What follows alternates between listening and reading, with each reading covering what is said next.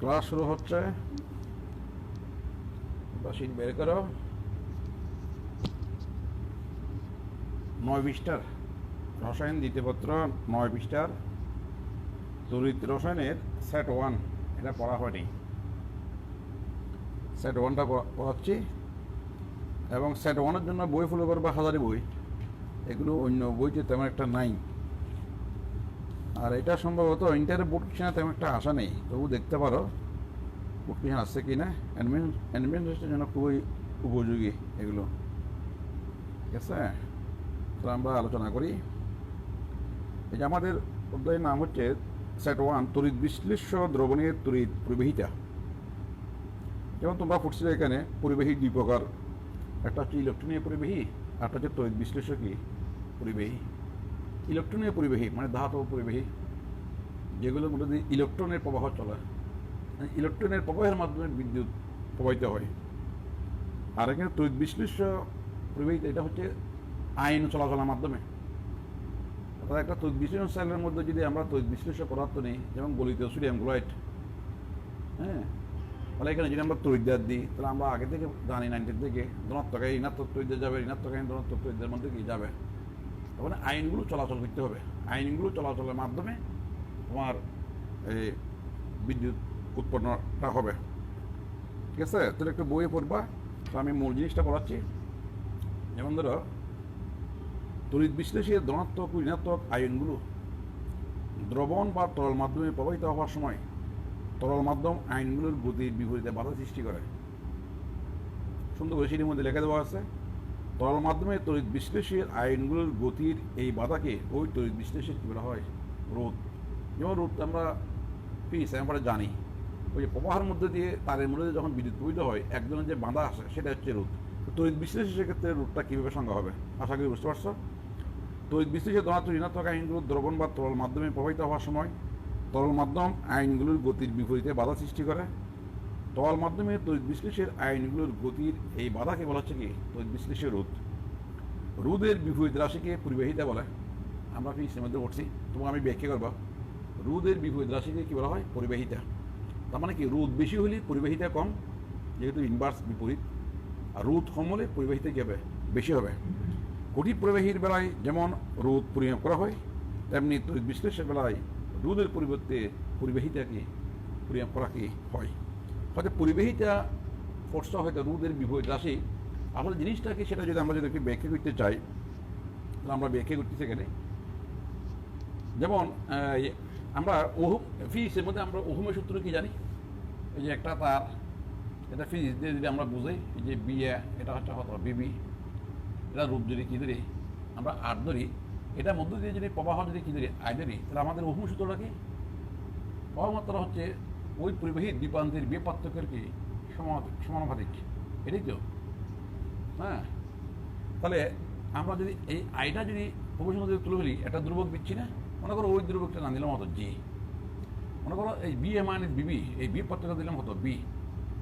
এই জিটাকে ফি হিসেবে বলা হয়েছিল কি পরিবাহিতা, ঠিক আছে। তার মানে এই যে পরিবাহিতা, আবার জি এর বিপরীত যদি আমরা 1/r দিয়ে দিই, তাহলে আরটা কি রোধ। সেই জন্য আমরা বলতেছি রোধের বিপরীত রাশি হচ্ছে পরিবাহিতা, অথবা পরিবাহিতার বিপরীত রাশি হচ্ছে কি রোধ। তো এটা আই, তার মানে বিকুল টু কি আইআর, বিকুল হচ্ছে কি আইআর।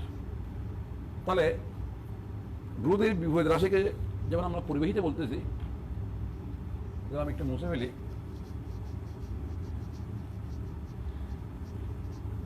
ঠিক আছে, যেমন ধরো আমি যদি একটা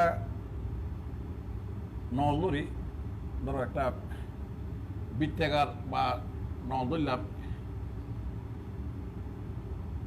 ঠিক আছে। এই যে আমাদের এই মার্কারি প্যানটা মনে করো, তো দুই প্রান্ত আছে না, তো ধরো আমি এটার মধ্যে দিয়ে এই একটা পৃষ্ঠ দেখাচ্ছি, এই একটা পৃষ্ঠ দেখাচ্ছি। ধরো এই পৃষ্ঠের তাপমাত্রাটা হচ্ছে θ2, এই পৃষ্ঠের তাপমাত্রাটা হচ্ছে কত θ1, এবং এখানে যে বক্রতল যেটা আছে, ওই বক্রতলটা ধরো তোমার তাপ অপরিবাহী পদার্থ দ্বারা পরিবেষ্টিত আছে। অর্থাৎ আমি তাপের প্রভাব একটা জিনিসটা দেখাচ্ছি। তার মানে আমাদের যে এই যে সিলিন্ডার আঁকড়ে যে মার্কারি প্যানটা আছে মনে করো, তাহলে এই প্রান্ত কি বৃত্ত, এইদিকেও মনে করো বৃত্ত, ঠিক আছে। এই যে বক্রতল যেটা আছে, তো বক্রতলের ভিতরের পৃষ্ঠে এবং বাইরের পৃষ্ঠে আমি কি দিলাম, তাপ অপরিবাহী পদার্থ দ্বারা কি দিলাম, লিখে দিলাম। এদিকে একটা দিনে আমি, এদিকেও তাপ পরিবাহী পদার্থ দিনে, এদিকে তাপ পরিবাহী পদার্থ কি দিনেই। এখন ধরে নিলাম এটা যে তাপমাত্রাটা হচ্ছে 31 ডিগ্রি সেন্টিগ্রেড, এটা তাপমাত্রাটা হচ্ছে 32 ডিগ্রি হতো সেন্টিগ্রেড। তখন এদিক থেকে তোমার তাপটা প্রবাহিত হবে না, এদিক থেকে তাপটা কি হবে, আস্তে আস্তে এই পৃষ্ঠের মধ্যে কি আসবে, প্রবাহিত হবে। ধরলাম প্রতি পৃষ্ঠে একাত্তর হচ্ছে কি 19 মধ্যে তুমি একটা তীর বলছিলাম, মনে আছে কিনা কে জানে, এই যে Q is proportion to into θ1 minus θ2 into T by হতো ডি। অর্থাৎ যে পরিমাণ তাপ এই পৃষ্ঠ থেকে বিপরীত পৃষ্ঠে প্রবাহিত হবে, খানিকটা তাপগুলো আর এদিকে যাওয়ার কোনো কি নেই, সুযোগ নেই। এর কারণ আমি তো বলছি এখানে ভিতরে পৃষ্ঠের মধ্যে তাপ অপরিবাহী পদার্থ দ্বারা কি দিলাম, আমি দেখে দিলাম। তো আমি এই পৃষ্ঠ দেখে নিই, এই পৃষ্ঠটা কি দেখে দিই নেই। তাহলে এই পৃষ্ঠের তাপমাত্রা যদি বেশি হয়, নিশ্চয়ই তাপগুলো কি এই পৃষ্ঠ থেকে আস্তে আস্তে এই পৃষ্ঠের দিকে কি আসবে, ঠিক আছে, এক পর্যায়ে সাম্য অবস্থা অর্জন করবে। তাহলে এই কিউটা বুঝেছি ওই পরিবাহিত তাপ, পরিবাহিত কি তাপ, যে পরিমাণ তাপ উষ্ণ পৃষ্ঠ থেকে শীতল পৃষ্ঠে কি যাবে, তাহা হ্রাস সমানুপাতিক, তাহা হচ্ছে এই যে নল যেটা বলছি তার প্রস্থচ্ছেদের ক্ষেত্রে হলে কি সমানুপাতিক। এবং ওই তাপটা হচ্ছে আবার দুই পৃষ্ঠের তাপমাত্রার পার্থক্যের কি সমানুপাতিক। এবং এখান থেকে যে এখানে তাপগুলো আসবে, একটা সময় আসে ওই প্রবাহকাল অর্থাৎ সময়ের সমানুপাতিক। এবং কি উষ্ণপৃষ্ঠ এবং শীতল পৃষ্ঠের যে মধ্যহাত দূরত্ব, এই দূরত্বটা কত দিলাম, ডি, তাদের কি ব্যস্তানুপাতিক, কিউ ইজ প্রপোর্শনাল অনুপাত ডি। তার মানে সাইডটা যদি আমরা কি করি, সমন্বয় করি, তাহলে এটা আসতে দিই Q is proportional to θ1 minus T by হতো ডি। তাহলে আমরা প্রপোর্শনাল যদি তুলে ফেলি, আমরা একটা ধ্রুবক দিই না, ওই ধ্রুবকটার নাম দিলাম হতো কে। এই কে বলা হচ্ছে তাপ পরিবাহিতা, তাপ পরিবাহিতা অথবা পরিবাহিতাঙ্ক বলা হয়, পরিবাহিতা, যেটা আমরা এখানে বলতেছি বিদ্যুৎ পরিবাহিতা, তাপের ক্ষেত্রে বলতেছি আমরা কি তাপ কি পরিবাহিতা। পরিবাহিতা কি জিনিসটা তোমাকে বোঝার জন্য এটা দিলাম। যেমন ধরো যদি ডি সমান যদি 1 হয়, 1 একক হয়, সেন্টিমিটার হোক বা মিটার হোক, টি সমান যদি কি হয় 1 সেকেন্ড হয়, এ সমান যদি কি হয় 1 সেন্টিমিটার স্কোয়ার হয়, তাহলে আমি এটা সেন্টিমিটার ধরি, অসুবিধা নেই। এবং θ1 মাইনাস θ2 তাপমাত্রা পার্থক্য যদি কি হয় 1 একক হয়, মানে সবগুলো যদি 1 হয়, তখন কে সমান কি ওই যে কিউ না, কে সমান হতো কিউ না। তার মানে ওই যে দুইটি উষ্ণপৃষ্ঠ এবং শীতল পৃষ্ঠের মধ্যহার এই দূরত্ব যদি একক হয়, প্রতিপৃষ্ঠের ক্ষেত্রে যদি একক হয়, এবং একক সময়ে আবার তাদের মধ্যহার দূরত্ব যদি কি হয় একক হয়, তাহলে একক সময়ে যে পরিমাণ তাপ উষ্ণপৃষ্ঠ থেকে শীতল পৃষ্ঠে কি হবে, পরিবাহিত হবে, সেটাই হচ্ছে কি তাপ পরিবাহিতা, সেটা হচ্ছে কি তাপ কি পরিবাহিতা। তো আমি এখানে তাপ পরিবাহিতার সঙ্গে দেওয়ার কারণ আছে, এই যে দেখো, তাহলে তাপ পরিবাহিতা এটা হচ্ছে পদার্থের একটা বৌদ্ধ ধর্ম, পদার্থের একটা কি ধর্ম, বৌদ্ধ ধর্ম। তার মানে এক এক পদার্থের তাপ পরিবাহিতা এক এক রকম হবে। কোনো পদার্থের বিরোধ দিয়ে এই খুব সহজে কি তাপগুলো কি চলে যাবে শীতল পৃষ্ঠের মধ্যে, আর কোনো কোনো পদার্থের ক্ষেত্রে হয়তো মানে এগুলো বিপরীত পৃষ্ঠে যাইতে একটু সময়ের কি ভিন্নতা হবে। তাহলে আমাদের যে এই ওহম সূত্র যে আমরা পড়ছি, এই যে ভি এ মাইনাস হতো ভিবি ইকুয়াল টু হতো আই আর পড়ছি না, এই যে জিনিসটা বোঝাচ্ছি। তাহলে এটা রূপ কি আর, এই যে কিছুক্ষণ আগে বললাম এটা এ পয়েন্ট, এটা হতো বি পয়েন্ট, ঠিক আছে। ওই তারের মধ্যে দিয়ে মনে করো আই পরিমাণ বিদ্যুৎ কি প্রবাহিত হচ্ছে। তাহলে টি সময়ে যদি কি পরিমাণ চার্জ প্রবাহিত হয়, তাহলে আমরা কি জানি আই ইকুয়াল টু হচ্ছে কি বা হতো টি। এখানে কি মানে বুঝাচ্ছি চার্জ, তাপ না, আবার কি মানে কি বুঝাচ্ছি চার্জ। তাহলে এই যে আই, তাহলে আই ইকুয়াল টু হতো কিউ বাই টি, এখানে কিউ মানে কি বুঝাচ্ছি চার্জ, ঠিক আছে। আর আচ্ছা আমরা আবার আর জায়গায় একটা রুদের সূত্র আছে না, অর্থাৎ সিটের মধ্যে আছে দেখাবো, আর এগুলো রু ইন্টু এল বাই কি এই রু কি আপেক্ষিক রুট, হয়তো আপেক্ষিক রুট সংজ্ঞা কাহা গেলে জানো, হয়তো আমি দেবো। তাহলে আর ইকুয়াল টু হতো রু ইন্টু এল বাই হতো ঠিক আছে। তাহলে এটা কি বি এ মাইনাস হতো বিবি, ঠিক আছে। তাহলে এখন যদি বর্জন করো তাহলে কি হবে B A minus Bibi T A just বজন মিলাম ওই যে টি এদিকে যাবে ইকুয়াল টু হতো কিউ রু হতো এল, ঠিক আছে। তাহলে এখানে কিউ সমান কি হবে 1/রু, এলটা নিচে আসলে দেখো এই যে কিউ সমান এগুলো নিচে যাবে, তার মানে এ into B A minus Bibi into হতো টি। এটা কিছুক্ষণ আগে আমি যে তাপ পরিবাহিতা যে সংজ্ঞা দিয়েছি, তাপ পরিবাহিতা লিখছি অনেকটা ঠিক সেরকম না। ওইখানে কি ছিল এ কিছুক্ষণ আগে যেটা দিলাম টিটা মাইনাস টিটা টু ইন্টু টি ডি এর কত ছিল ডি ছিল ডি, একে হতো এখানে ডি না দেখে দিয়েছি এল দিছে ডি দৈর্ঘ্য, ঠিক আছে। তাহলে এটা কি ওইখানে ছিল একটা কে ছিল না, ওখানে একটা ছিল কি কে, যেটা আমরা কি নাম বলছি তাপ পরিবাহিতা। তার মানে এটাকে যদি আমরা যদি একটা নতুন নাম দিই, মনে করি এটাকে নাম দিলাম এই যে 1/রু, এটাকে যদি বাদ দিয়ে আমরা যদি 1/রু জায়গায় কি লিখি সিগমা লিখি, তাহলে তাপ পরিবাহিতার মধ্যে যা পেয়েছিলাম খুব এটা পাবো না, ঠিক আছে। তো এটাকে আমি বাদ দিয়ে ওটার নাম লিখছি যেটা কি সিগমা।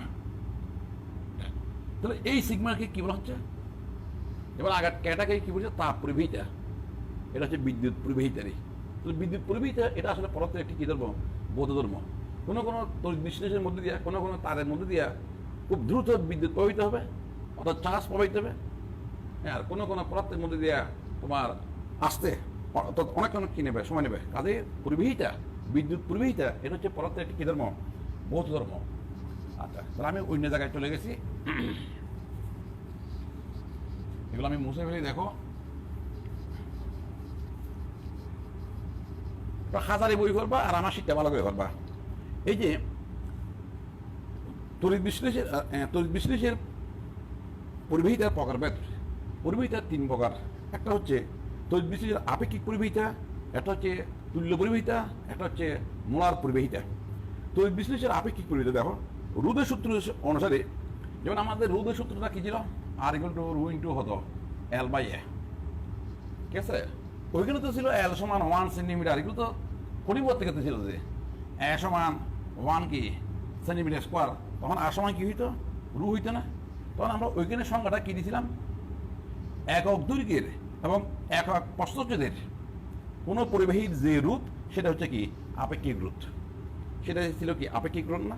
আচ্ছা, তাহলে একক প্রস্থচ্ছেদ ওই যে যেমন আমি এই যে আমাদের এই যে মার্কারি পয়েন্ট যেটা আছে, এটা প্রস্থ যদি একটা তল যদি কি হয় 1 হয়, দৈর্ঘ্য যদি 1 হয়, তাহলে এর আয়তনটা কী হবে 1 সেন্টিমিটার কিপ হবে না, 1 সেন্টিমিটার কি কিপ হবে। তাহলে অথবা এইভাবে না দিয়ে অন্যভাবে বলা যায়, ওই যে যেহেতু তোমার তার আয়তনটা হচ্ছে কি 1 সেন্টিমিটার কিউব, তার মানে 1 সেন্টিমিটার কিউব অর্থাৎ 1 ঘন সেন্টিমিটারের মানে আয়তন বিশিষ্ট পরিবাহীর যে রোধ সেটা হচ্ছে তোমার কি আপেক্ষিক রোধ, সেটা হচ্ছে কি আপেক্ষিক রোধ, সেভাবে সংখ্যাটা কি দেওয়া যায়। তাহলে এখন তো এটা আমরা আলোচনা করছি যেটা খার তড়িৎ বিশ্লেষ্য পদার্থের, তার পরিবর্তন নয়। তাহলে অ্যালটা কি, এটা হচ্ছে এই যে তড়িৎ বিশ্লেষণের মধ্যে যে অ্যানোড ক্যাথোড যে থাকে তাদের তড়িৎদ্বার দুলনার মধ্যে হার কি দূরত্ব। তাহলে তড়িৎ বিশ্লেষণ পদার্থ কোথায় থাকবে, ওই তড়িৎ বিশ্লেষণ সেলের মধ্যে কি থাকবে। যেমন আমাদের বইতে যে চিত্র আছে হাজারে বইতে আমি একটা চিত্র বা আঁকে রাখছি এখানে, এই 1 সেন্টিমিটার।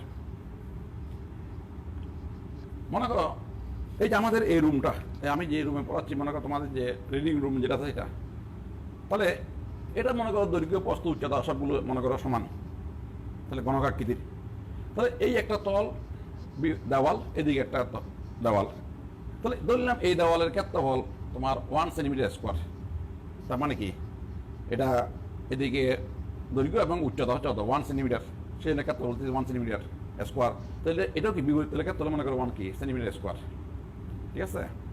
তাহলে এটার উচ্চতা 1 সেন্টিমিটার বললাম, তার মানে এটার আয়তনটা কত হবে, অর্থাৎ এদিকে এই যে রুমের ভিতরে যে দৈর্ঘ্যটা যদি আমি যদি কি বলি 1 সেন্টিমিটার বলি, তাহলে এই তলকে তল যেটা আমি কি বলছি 1 সেন্টিমিটার স্কোয়ার বলছি, তাহলে নিশ্চয়ই আয়তনটা কত হবে 1 সেন্টিমিটার কি কিপ হবে না, ঠিক আছে। তাহলে এই দুই তলের মধ্যে হওয়ার দূরত্ব কত 1 সেন্টিমিটার না। তাহলে আমরা সেভাবে সংখ্যাটা কি দিচ্ছি দেখো বলা করে, রোধের সূত্র অনুসারে L সেন্টিমিটার দূরে অবস্থিত, L সেন্টিমিটার দূরে অবস্থিত ও 1 সেন্টিমিটার স্কোয়ার প্রস্থ বিশিষ্ট দুটি ধাতব তড়িৎদ্বারের মধ্যবর্তী কোনো তড়িৎ বিশ্লেষ্য দ্রবণের রোধ যদি কি হয় আর হয়, তাহলে আর কিন্তু রু ইন্টু কি L/A। মানে এটা তো ঠিক পরিবাহীর জন্য নয়, আমরা সংখ্যাটা দিচ্ছি কার জন্য, তড়িৎ বিশ্লেষের জন্য, ঠিক আছে। তো সেই জন্য সংখ্যাটা ভালোভাবে দেখবা। এল সেন্টিমিটার দূরে অবস্থিত ও এস সেন্টিমিটার স্কোয়ার প্রস্থ বিশিষ্ট দুটি ধাতব তড়িৎদ্বারের মধ্যবর্তী কোনো তড়িৎ বিশ্লেষ্য দ্রবণের রুট যদি কি হয় আর হয় তাহলে আর এগুলো রুট কি এল বাই এ। এখানে রুটটা কি তড়িৎ বিশ্লেষ্য দ্রবণের কি আপেক্ষিক রুট। এটা আমরা ফিজিক্সের মতো ওই যে মানে তারের আপেক্ষিক রুট বললে তো হবে না, খানাকে তো আমরা হিসাব করছি তড়িৎ বিশ্লেষ্য দ্রবণের, তো নিশ্চয়ই এটা হবে তড়িৎ বিশ্লেষ্য দ্রবণের কি আপেক্ষিক কি রুট। যখন এল সমান 1 সেন্টিমিটার ওই আগের মতো সংজ্ঞা দিচ্ছি এবং এ সমান 1 সেন্টিমিটার স্কোয়ার তখন আর সমান হতো রু না। সুতরাং এটাই হচ্ছে আমাদের খুব গুরুত্বপূর্ণ সংজ্ঞা ষোলো সংখ্যার মধ্যে। সুতরাং 1 সেন্টিমিটার দূরে অবস্থিত ও 1 সেন্টিমিটার স্কোয়ার প্রস্থচ্ছেদ বিশিষ্ট দুটি তড়িৎদ্বারের মধ্যবর্তী তড়িৎ বিশ্লেষ্য দ্রবণের রুটকে ওই তড়িৎ বিশ্লেষক বলা হয় আপেক্ষিক রুটকে বলা হয়। এবং ওই আপেক্ষিক রুটের বিপরীত রাশি হচ্ছে কি আপেক্ষিক কি পরিবাহিতা। তো আপেক্ষিক রুট তো এক ধরনের রুট, ঠিক আছে। তো সংজ্ঞার ইচ্ছে করলে এইভাবে দেওয়া যেতে পারে, এই যে আপেক্ষিক পরিবাহিতার সংজ্ঞার নিচে আর বেশ কয়েকবার দেওয়া আছে।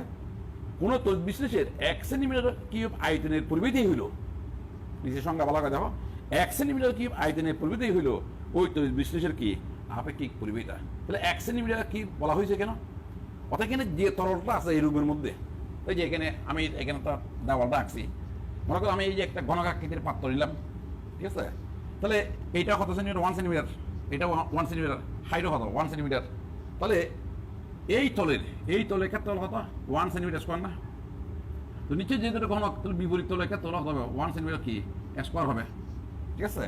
তাহলে তোমার এই দৈর্ঘ্য যদি 1 সেন্টিমিটার, তার মানে এই ঘনকের ভিতরে যে তরলটা থাকবে, যে তড়িৎ বিশ্লেষ্য পদার্থ থাকবে তার আয়তন কত হবে 1 সেন্টিমিটার কি হবে না, ঠিক আছে। তাহলে এটাকে যদি আমি যদি তড়িৎদ্বার হিসাব করি, অ্যানোড বা ক্যাথোড হিসাব করি, তাহলে এখানে এই তড়িৎ বিশ্লেষ্য পদার্থের আয়তন হতো 1 সেন্টিমিটার কিউব না।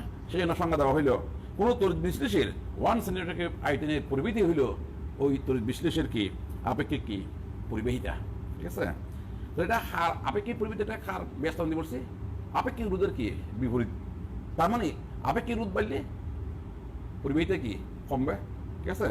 আর আপেক্ষিক রোধ কমলে পরিবাহিতাটা কি বাড়বে। অর্থাৎ পরিবাহিতা বাড়া এর অর্থটা হচ্ছে সহজেই এখানে যে তড়িৎ বিশ্লেষ্য পদার্থ আছে, ঠিক আছে, ওই আইনগুলো চলাচলের গতিটা একটু বৃদ্ধি হবে। আর যদি পরিবাহিতা কম হয় তার মানে আইনগুলো চলাচলের গতিটা কি যাবে কমে যাবে।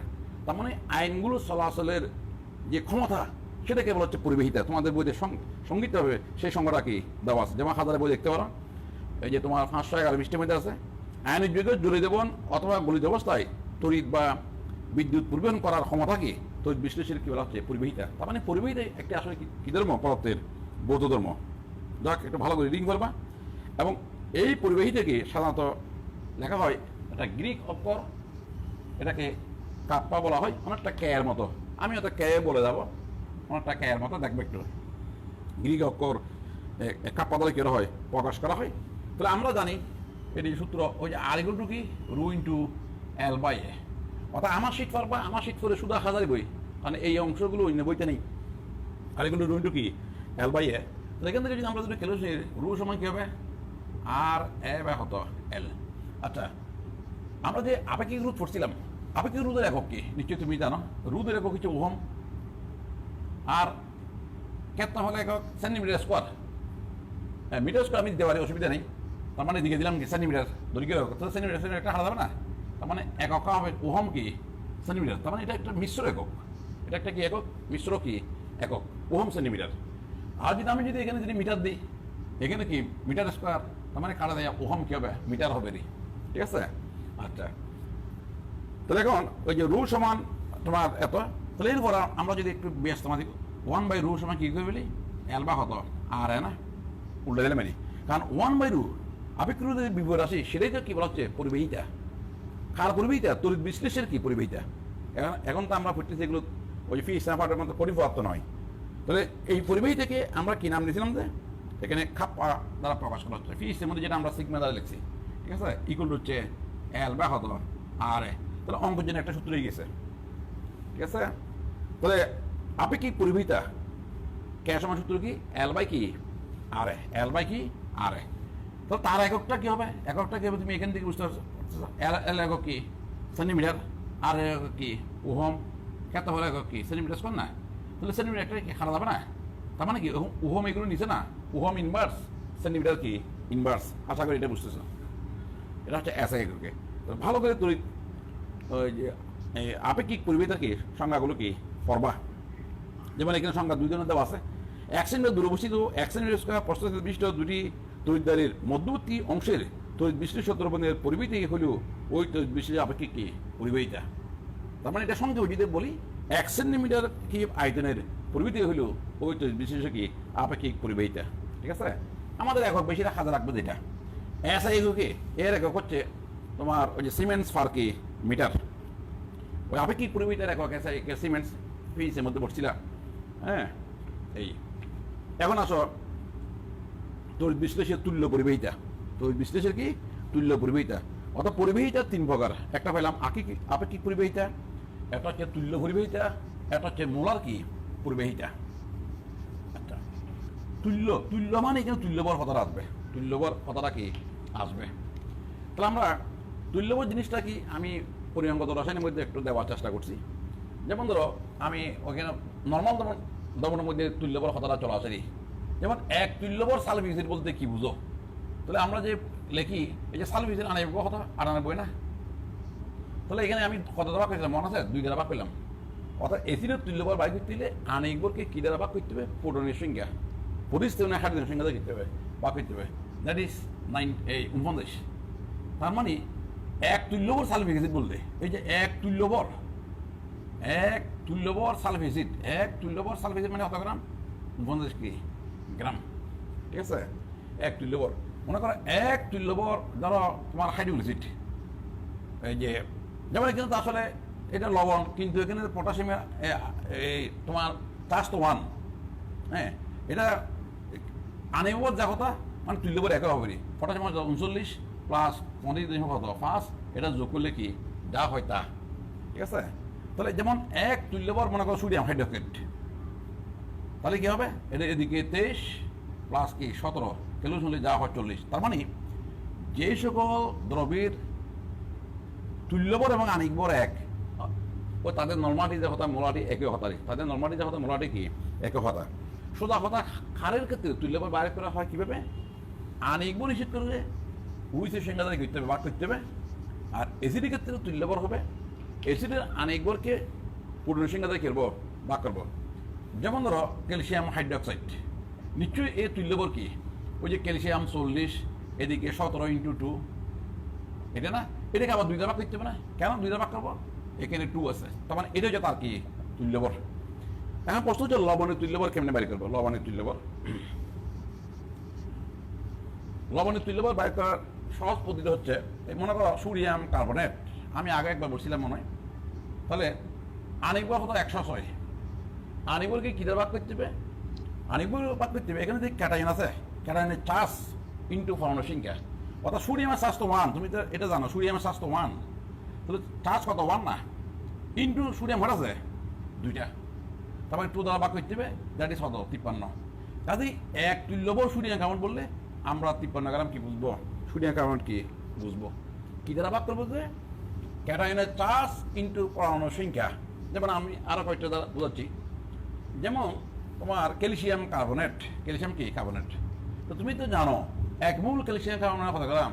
106 গ্রাম। ওই যে ক্যালসিয়াম 40, কার্বন 12, 3 কি 48, যোগ করলে হতে হবে 106 গ্রাম। তো তাকে ভাগ করবো কি দ্বারা?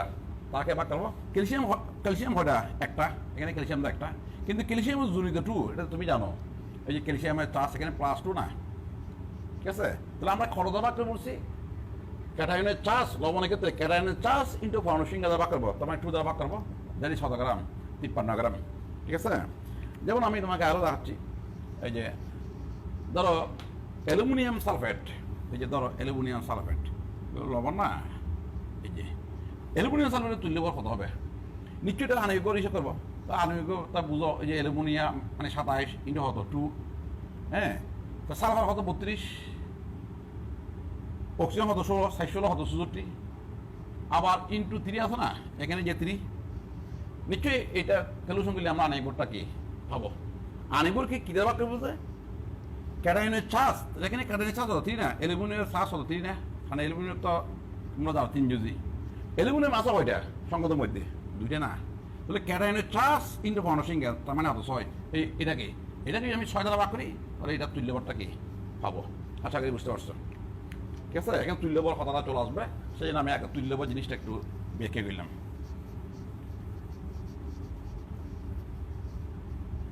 তাহলে এই তোমার তড়িৎ বিশ্লেষের তুল্য পরিবিতা সংজ্ঞা দেখো ভালো করে। সেটার মধ্যে কোনো তড়িৎ বিশ্লেষের 1 গ্রাম তুল্যবর পরিমাণকে, ওই যে 1 গ্রাম তুল্যবর, অর্থাৎ তুল্যবরকে গ্রামে প্রকাশ করলে এগুলো হচ্ছে গ্রাম তুল্যবর। তাহলে 1 গ্রাম তুল্যবর সূর্যায়ন গ্রামের মধ্যে কত গ্রাম? 53 গ্রাম। কিছুক্ষণ আগে আমি উদাহরণ দিলাম। ঠিক আছে, 1 গ্রাম তুল্যবর সার্ভিসের মানে কত গ্রাম? 49 গ্রাম। ঠিক আছে, এই কোনো তড়িৎ বিশ্লেষের 1 গ্রাম তুল্যবর পরিমাণের দ্রবণকে 1 সেন্টিমিটার দূরত্বে থাকা দুটি উপযুক্ত তড়িৎদ্বারের মধ্যবর্তী স্থানে রাখলে তড়িৎ প্রবাহের দ্রবণটি যে পরিবাহিতা সৃষ্টি হয় তাকে বলা হচ্ছে ওই তড়িৎ বিশ্লেষের কি তুল্য পরিবাহিতা, যেটাকে সাধারণত ল্যামডা দ্বারা করা হয়, প্রকাশ করা হয়। সুতরাং যদি 1 গ্রাম তুল্য তড়িৎ বিশ্লেষক 20 সেন্টিমিটার কিউব দ্রবণে থাকে এবং দ্রবণের আপেক্ষিক পরিবাহিতা যদি কাপ্পা হয়, তাহলে তুল্য পরিবাহিতা এটা ল্যামডার সময় হবে কে ইন্টু কত? বি। কে ইন্টু বি কেন সেটা আসো। কিছুক্ষণ আগে আমরা সংজ্ঞা দিছি, এই যে এটা ছিল কি কি পরিবাহিতা? নিশ্চয়ই আপেক্ষিক পরিবাহিতা। আপেক্ষিক কি পরিবাহিতা? কেন আপেক্ষিক পরিবাহিতা কি বলা হচ্ছে? কে দাঁড়া না আপেক্ষিক পরিবাহিতা সংজ্ঞা কি ভালো করে ঘর নিচে সিটের মধ্যে আছে। কোনো তড়িৎ বিশ্লেষের 1 সেন্টিমিটার কিউব আয়তনের পরিবাহিতাই হলো তড়িৎ বিশ্লেষের পরিবাহিতাই হলো আপেক্ষিক কি পরিবাহিতা। কোনো তড়িৎ বিশ্লেষের 1 সেন্টিমিটার কিউব আয়তনের পরিবাহিতাই হলো ওই তড়িৎ বিশ্লেষের কি আপেক্ষিক পরিবাহিতা। তো সবসময় তড়িৎ বিশ্লেষের আয়তন 1 সেন্টিমিটার কিউব থাকবে কোনো কথা নেই। 1 সেন্টিমিটার কিউব না থাকে, যদি আয়তনটা যদি 20 সেন্টিমিটার হয়, তো ও কি যদি করি ওই যে 1 সেন্টিমিটার কিউবের জন্য তুল্য পরিবাহিতা যদি কি হয় কে হয়, তাহলে 20 সেন্টিমিটারের জন্য তুল্য পরিবাহিতা কি হবে? নিশ্চয়ই ও কি নিম করে কে ইন্টু বি গুণ করতে হবে না? আশা করি বুঝতে পারছো। ঠিক আছে, এই তাহলে কে ইন্টু বি, কে ইন্টু হতো বি। তাহলে যদি 1 গ্রাম তুল্য তড়িৎ বিশ্লেষক 20 সেন্টিমিটার কিউব দ্রবণে কি থাকে এবং দ্রবণের আপেক্ষিক পরিবাহিতাকে কে দ্বারা প্রকাশ করা হয়, তখন তুল্য পরিবাহিতা কি ল্যামডা সমান হতো কে ইন্টু বি। এটা একটা সূত্র। ঠিক আছে, সংজ্ঞা প্রত্যেকে আসলে এটা বুঝাইলাম। ওই 1 সেন্টিমিটার কিউব তড়িৎ বিশ্লেষকের যদি পরিবাহিতা আপেক্ষিক পরিবাহিতা যদি কে হয় হ্যাঁ, তাহলে 20 সেন্টিমিটার কিউবের জন্য নিশ্চয়ই কে ইন্টু হতো বি। অর্থাৎ এখানে তুল্য পরিবাহিতা মূলা পরিবাহিতার মধ্যে আয়তনটা নির্দিষ্ট নয়। আয়তনটা কি নয়? নির্দিষ্ট নয়। আমাদের তড়িৎ বিশ্লেষের পরিমাণটা নির্দিষ্ট আছে, বটটা নির্দিষ্ট আছে, কিন্তু আয়তনটা নির্দিষ্ট নয়। যেমন ধরো এই সংজ্ঞা আরো সুন্দর দেখো, ধরো যাক একটি তড়িৎ বিশ্লেষক দ্রবণের ঘনমাত্রা কত? সি গ্রাম তুল্যবর পার লিটার। তার মানে এটা নর্মাল দ্রবণ দেখি। ওই নর্মাল দ্রবণ কাহা করে 1 লিটার দ্রবণে 1 তুল্যবর দ্রবণ দৈর্ঘ্য থাকলে, 1 তুল্যবর দ্রব দৈর্ঘ্য থাকলে সেই দ্রবণ কেবল হচ্ছে কি নর্মাল দ্রবণ। ঠিক আছে, ধরা যাক একটি তড়িৎ বিশ্লেষক দ্রবণের ঘনমাত্রা কত? সি গ্রাম তুল্যবর কি পার লিটার। তাহলে এর অর্থটা কি? সি গ্রাম তুল্যবর তড়িৎ বিশ্লেষক দ্রবীত আছে 1 লিটার দ্রবণে না? আমি যেটা আমরা যেমন 1 মোলার দ্রবণ বলি, এই যে 1 মোলার মনে করো সোডিয়াম কার্বনেট দ্রবণ, এর অর্থটা কি? মোলার যখন বলবো এখানে একটা 1 লিটার কথা চলে আসবে না, কারণ 1 লিটার দ্রবণে 1 মোল দ্রব থাকা। নিশ্চয়ই এখানে 1 মোল মানে কত গ্রাম? 106 গ্রাম। নিশ্চয়ই 106 গ্রাম সোডিয়াম কার্বনেট কোথায় দ্রবীত আছে যে ওই 1 লিটার দ্রবণে। 1 লিটার মানে 1000 সিসি। 1 লিটার মানে কি 1000 সিসি। এখন 1 মোলার না বলে যদি 1 নর্মাল সোডিয়াম কার্বনেট যদি বলি, তাহলে কি 1 লিটার দ্রবণে কত গ্রাম? 53 গ্রাম। কেন? 1 তুল্যবর দ্রব দৈর্ঘ্য থাকা। ঠিক আছে, তাহলে 1 তুল্যবর মানে কত গ্রাম? 53 গ্রাম না? সেটা লিখতেছি। তো এখানে আমি তো কোনো একটা এই যে মৌলের তুল্যবরকে আমি যদি সিধা লিখি ঘনমাত্রা, হ্যাঁ, সেই জন্য লিখতেছি এই যে ঘনমাত্রা যেহেতু লিখছি আমরা কি সি গ্রাম তুল্যবর ফার কি এই যে লিটার, তার মানে এখানে 1 না লিখে এটা সি লিখছি, এটা সি লিখছি, এত কিছু না। ঠিক আছে, এই সংখ্যা রাখি। তো সি গ্রাম ওই যে এখানে যেমন আমরা যেমন এখানে 53 গ্রাম বলতেছি, পদার্থ তো আমি নির্দিষ্ট করি নেই। নিশ্চয়ই সি গ্রাম তুল্যবর তড়িৎ বিশ্লেষক থাকবে 1 লিটার দ্রবণে না? তাহলে 1 লিটার দ্রবণে মানে কি 1000 সেন্টিমিটার কি দ্রবণে। আশা করি বোঝা গেছে। তাহলে 1 গ্রাম তুল্যবর থাকবে কোথায়? সি কোথায়? নিচের দিকে থাকবে না? এটা না? এত কিন্তু আশা করি বোঝা গেছে। একটি তড়িৎ বিশ্লেষক দ্রবণের ঘনমাত্রা সি গ্রাম, হ্যাঁ, তুল্যবর ফার কি লিটার, তার মানে ব্যাগের আমি দেখাচ্ছি নর্মাল দ্রবণ। সুতরাং সি গ্রাম তুল্যবর তড়িৎ বিশ্লেষক দ্রবীত আছে কি ওই যে 1000 সিসি দ্রবণে 1 গ্রাম তুল্যবত তৈরি দুইটা আছে কি এত সিসি কি দ্রবণে, তাহলে 1 তুল্যবত থাকবে কি এত সিসি দ্রবণের মধ্যে না। আমরা কিছুক্ষণ আগে আয়তন এটা বলছিলাম না 1 তুল্যবত, তাহলে আমাদের সংখ্যাটা কি 1 তুল্যবত যে দ্রবণের মধ্যে থাকবে সেটা হচ্ছে তার কি তোমার এই যে এই তুল্য পরিবেহিতা ওর নিচের দিকে সংখ্যা আছে। কোনো দ্রবণে যে আয়তনে 1 গ্রাম তুল্যবত তৈরি বিষয় কি থাকে বর্তমান থাকে, যে আয়তনে 1 গ্রাম তুল্যবত তৈরি বিষয় বর্তমান থাকে সেটা হচ্ছে তার কি এই যে তোমার তুল্য কি পরিবেহিতা। তো এটাকে আমি যদি কি দ্বারা লিখি বি দ্বারা লিখি, তো তুল্য পরিবেহিতাকে লেখা হচ্ছে তোমার ল্যামডা দ্বারা। তো আমরা কিছুক্ষণ আগে বলছিলাম ল্যামডা সমান কে ইন্টু হতো বি না, কারণ কে ছিল কি কে ছিল তো 1 সেন্টিমিটার কি 1 সেন্টিমিটারের জন্য কি পরিবেহিতা। তো সবসময় তো 1 সেন্টিমিটার কি কোনো হবে কোনো কথা নাই, এই আয়তনটা হতো এত সেন্টিমিটার কি পাইছিলাম না এত, এটা তো আয়তন, এটাই তো বি, তার মানে ল্যামডা সমান কে ইন্টু হতো বি না, ঠিক আছে। তাহলে এই যে কে মানে কাপারি ইন্টু 1000 সেন্টিমিটার হতো সি। আশা করি সূত্রটা বোঝা গেছে। এই হচ্ছে সূত্রটা আমাকে অঙ্কর জন্য কিনতে হবে, মুখস্থ করতে হবে। অর্থাৎ এই যে তোমার তুল্য পরিবেহিতা সমান সূত্র হচ্ছে কাপ্পা ইন্টু 1000 ডিভাইড বাই হতো সি। 1000 টাকা করতে গেছে সংখ্যা থেকে সেন্টিমিটার কিউব, ওই যে লিটার না বলে আমরা কোথাও নিয়ে যাচ্ছি সেন্টিমিটার কিউব। ভালো করে সংখ্যাগুলো একটু ভরবা, ভালো করে সংখ্যাগুলো একটু কি ভরবা। কোনো দ্রবণের যে আয়তনে 1 গ্রাম তুল্যবত তৈরি বর্তমান থাকে সেই দ্রবণের মোট পরিবেহিতা হলো দ্রবণটির এই তুল্য কি পরিবেহিতা, ঠিক আছে। কাজেই একক আয়তনের জন্য পরিবেহিতা ছিল হতো কে ছিল না আগে ওই যে কাপ্পা, সুতরাং বি আয়তনের জন্য কি হবে ওই যে কাপ্পা ইন্টু হতো বি। হ্যাঁ, এটাই হচ্ছে তোমার কি ওই যে তুল্য কি পরিবেহিতা। আশা করি বুঝতে পারছো। এখন তার এককগুলো কি হবে, তাহলে এখান থেকে আসো না, এটা কোনো বইতে এটাকে এইভাবে লেখছে, আবার কোনো বইতে দিছে হাজারে বইতে এই প্রতীক দ্বারা, হাজারে বইতে প্রতীকটা দিছে কি অনেকটা এর মতো ওই এটা কারণে ল্যামডা দিছে এটা এভাবে, আর কোনো বইতে দিছে এভাবে ল্যামডা, যেটা আমরা ফিজিক্স থেকে জানি। তো কে এর একক কিছুক্ষণ আগে আমরা কে এর একক পাইছিলাম, কাপ্পার একক পাইছিলাম হতো ফার ওহম, নিশ্চয়ই মনে আছে ফার কি সেন্টিমিটার। হ্যাঁ, এটা তাহলে এদিকে আছে কি সেন্টিমিটার কিউব, এ দেখো 1000 তো সি মানে কি ঘনমাত্রা, তো ঘনমাত্রা মানে মূল ফালিটার না, এখানে ঘনমাত্রা একটা কি হবে এখানে যেটা তুল্যবর ওই গ্রাম তুল্যবর, ঠিক আছে। ওই যে আমি ইঙ্গিত দিছি ওই যে তোমার হচ্ছে গ্রাম তুল্যবর, ওই এখানে একটু ইংলিশ লিখছে এটা হবে গ্রাম ইকুইভ্যালেন্ট, মানে গ্রাম তুল্যবর। গ্রাম কি তুল্যবর, গ্রাম তুল্যবর, সেটা না হয় আর জায়গায় দেখাবো। তখন একটু যদি ক্যালকুলেশন করো তাহলে কি আসবে এই যে ওহম, এটা কাটা গেলে কত সেন্টিমিটার স্কোয়ার, তাহলে এদিকে হবে এই গ্রাম ইকুইভ্যালেন্ট, ইনভার্স হবে না খানিকগুলো নিচে, ঠিক আছে। সেই জন্য কে দেখালাম ফার ওহম, ওই যে ফার ওহম সেন্টিমিটার স্কোয়ার, আর হচ্ছে গ্রাম কি ইকুইভ্যালেন্ট, অর্থাৎ গ্রাম তুল্যবর ইনভার্স, ঠিক আছে। এই তাহলে ভালো একটা সংখ্যাগুলো ভরবা। আর আটটা আছে মোলার পূর্বেইটা, মোলার পূর্বেইটা আর কিছু না, এখানে সিএস জায়গা হবে জাস্ট এম, এখানে 1 তুল্যবর না থাকে 1 মোল থাকবে। যেমন ওখানে সংখ্যাটা ছিল কি কোনো দ্রবণের যে আয়তনে 1 গ্রাম তুল্যবর তৈরি থাকে, এখন কথাটা হবে কোনো দ্রবণের যে আয়তনে 1 মোলার দ্রবণ, হ্যাঁ তৈরি কি থাকে বর্তমান থাকে, সেই দ্রবণের মোট পরিবেহিতা হলো দ্রবণের কি মোলার কি পরিবেহিতা। তাহলে মোলার পরিবেহিতাকে লেখা হয় মি দ্বারা, তখন সূত্রের বন্ধু চলে আসবে কি বড় এম। বড় এম মানে কি বুঝাচ্ছি মোলারিটি, বড় এম মানে কি বুঝাচ্ছি মোলারিটি। তবু সংখ্যা এখানে বিভিন্নভাবে দেওয়া আছে। কোন তদ্বিষের 1 মোল পরিমাণ দ্রবণকে 1 সেন্টিমিটার দূরে থাকা দুটি উপযুক্ত তড়িৎদ্বারের মধ্যবর্তী স্থানে রাখলে তড়িৎ প্রবাহে দ্রবণটি যে পরিবেহিতা সৃষ্টি হয় তাকে বলা হচ্ছে তড়িৎ বিশ্লেষণ কি মোলার কি পরিবেহিতা। অথবা এভাবে বলা যায় ওই কোনো দ্রবণের যে আয়তনে 1 মোলার তড়িৎ বিশ্লেষণ কি থাকবে বর্তমান থাকবে, ঠিক আছে। সেই দ্রবণের মোট পরিবেহিতা হলো দ্রবণটির মোলার কি পরিবেহিতা। আগের সংখ্যাটাকে একটু পরিবর্তন করে সেভাবে কি দেওয়া যায়। কাজে তোমাকে আগে এই সূত্রগুলো মুখস্থ করতে হবে, এই সূত্র আমি দিয়ে দিচ্ছি।